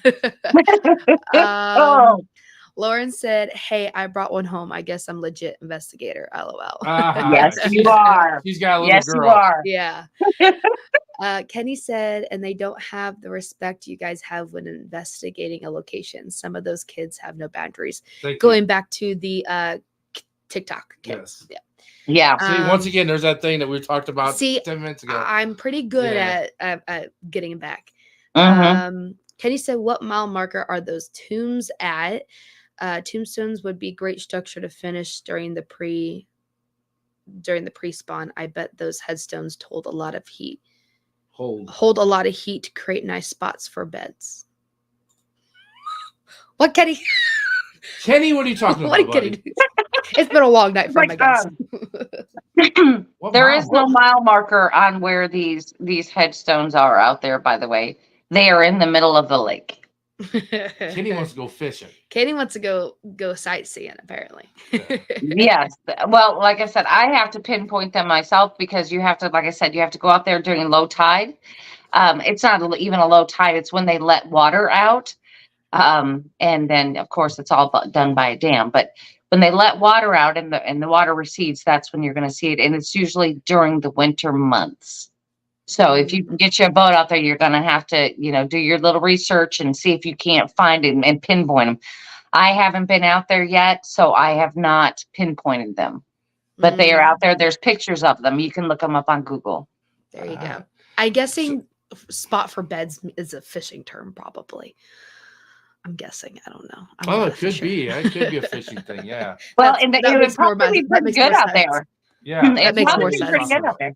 Yeah. They hold heat and the fish go. Yeah, there you go. Okay. Now we understand. We got you, Kenny. We got you, Kenny. You're good.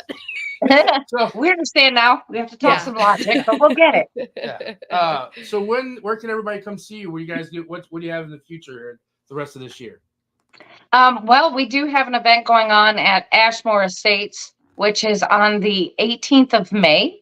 And you can go ahead and check it out. We're having speakers. We're going to feature dinner. We're going to ghost hunt all night. Just go to Eventbrite to Blondes and Booze. Should be the first event to pop up. There's too many events to go on throughout the whole entire year, so I'll just hit some highlights. In June, on June 7th and 8th, we will be speaking at the Bigfoot Conference in Alabama at Anniston, Alabama.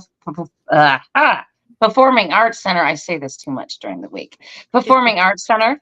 There's going to be a lot of great speakers there, including Blondes and Booze. So there is a meet and greet dinner the night before. Unfortunately, that is sold out, but we won't turn anybody away. The restaurant won't turn anybody away. So get you something to eat and come visit us on the 7th.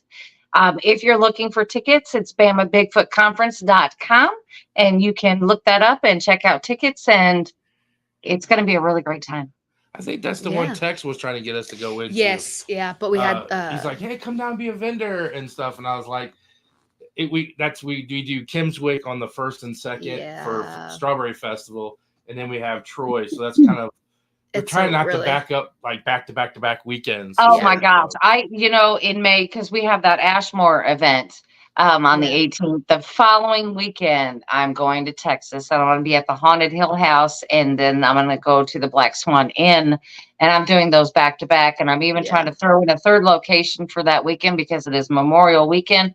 Trying to find. There was this hospital that people were talking to me about. It's been abandoned for like a decade. So I'm trying to throw that one in there too. So I'm doing back to back. Is what I'm doing. You sound like us in September. Yeah, that sounds like our September. Exactly. September, we're in West Virginia. We're doing Mothman on Wednesday. At Mount Pleasant. Yeah, we're doing Mothman. Then we're doing the Lake Shawnee Abandoned Amusement Park. Then we're doing Trans-Allegheny Lunatic Asylum. Taking Saturday off. And then Sunday, we're at Sweet Springs Sanitarium. Yeah. And stuff. Oh my gosh. You're going to have to be cleansing. You're you're just going to have to cleanse. You wake up, you cleanse, and you eat, you cleanse. You're going to have to go to bed, you cleanse. We're just going to fill up the bathtub with cleansing. Yeah, we're just going to fill the bathtub with booby gun and just let it just soak in. Yes, and just dip your feet in and kind of splash around. And okay, I'm done. You're next. Everybody wash before we go to bed. Yeah. So you're Ashmore, that'd be great, but we're in Nashville that weekend. Yeah. For our next event and stuff. But everybody can go to.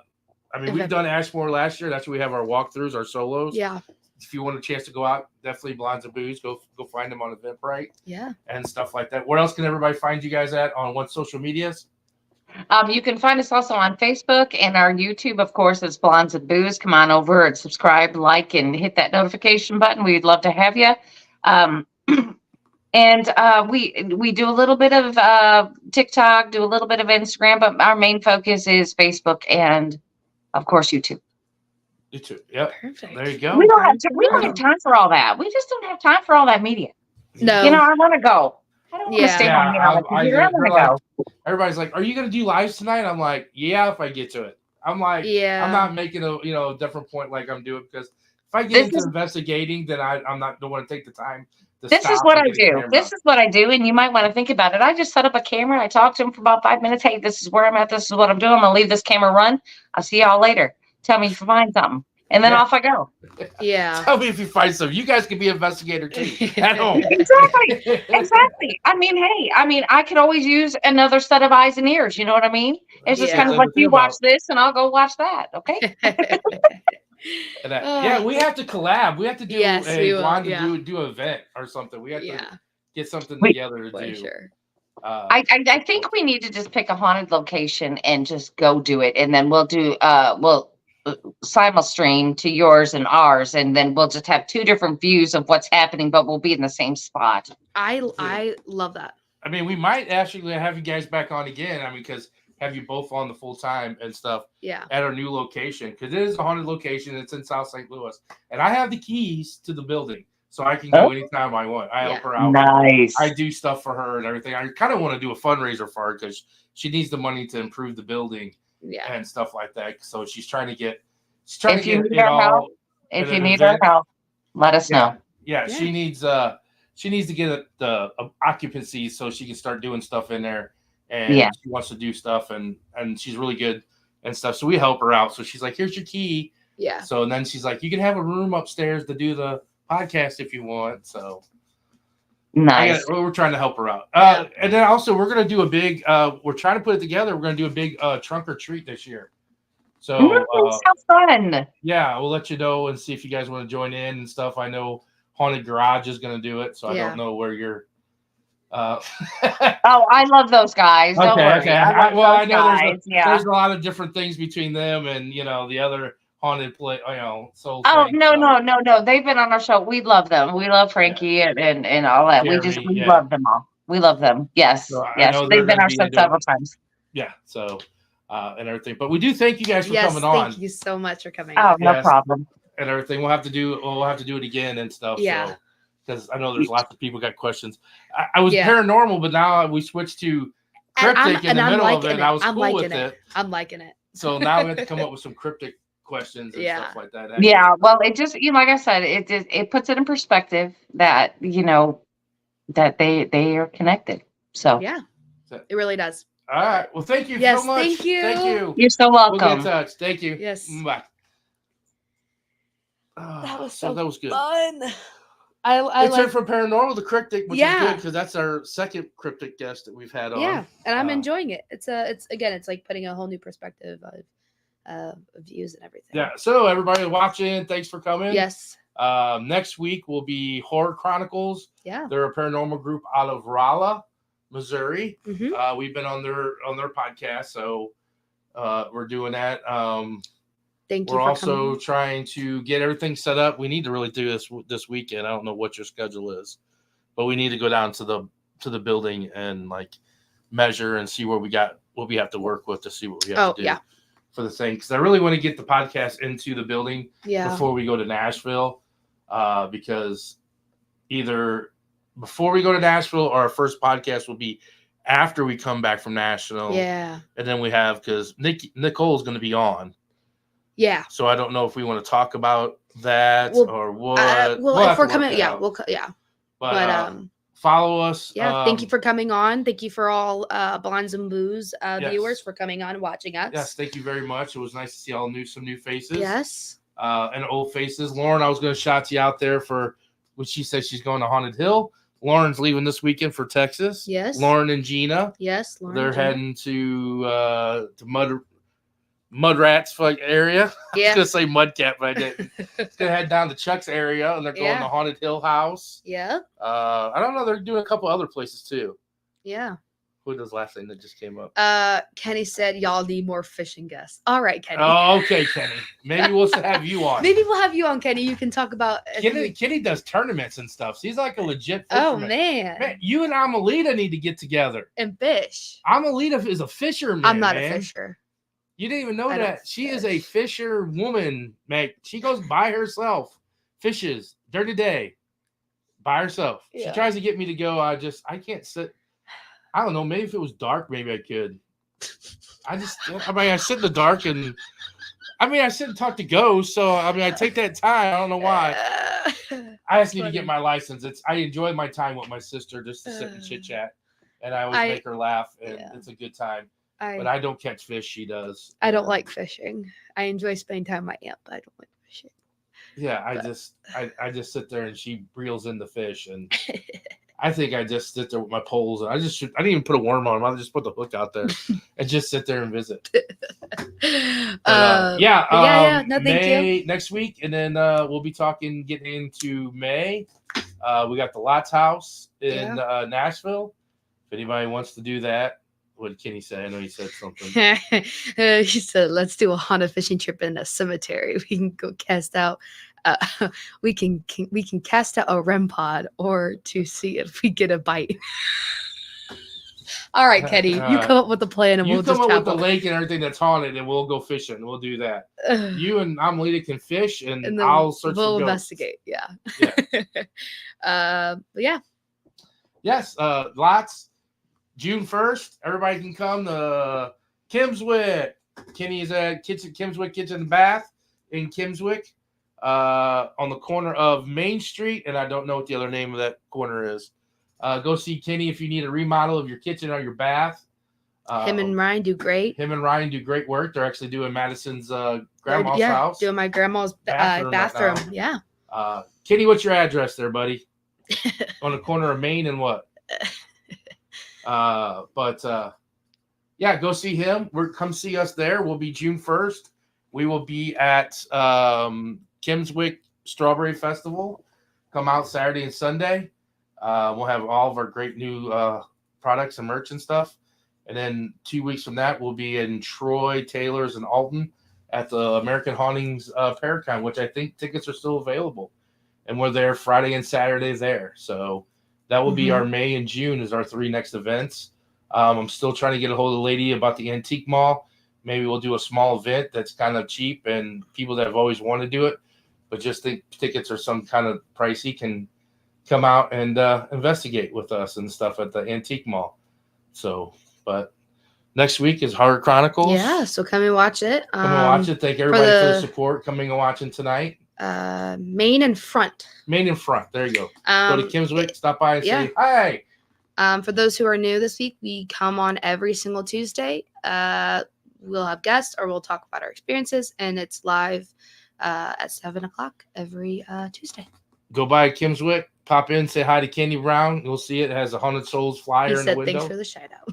Yeah, it's always going through Kimswick. Just go in on a Saturday and just say hello. Yeah, he's got a really beautiful showroom. So yeah, he's got really nice stuff. It'll make you want to redo your kitchen and bath. And we'll be inside, which is Night Out in October, and Apple Butter Festival. Yeah. I think we're doing little private events, ghost hunts at Kenny's building because it used to be a brothel. So we'll be doing ghost hunts on Witches Night Out. But yeah. So thank you, everybody. Yes, you heard it here, folks. Stay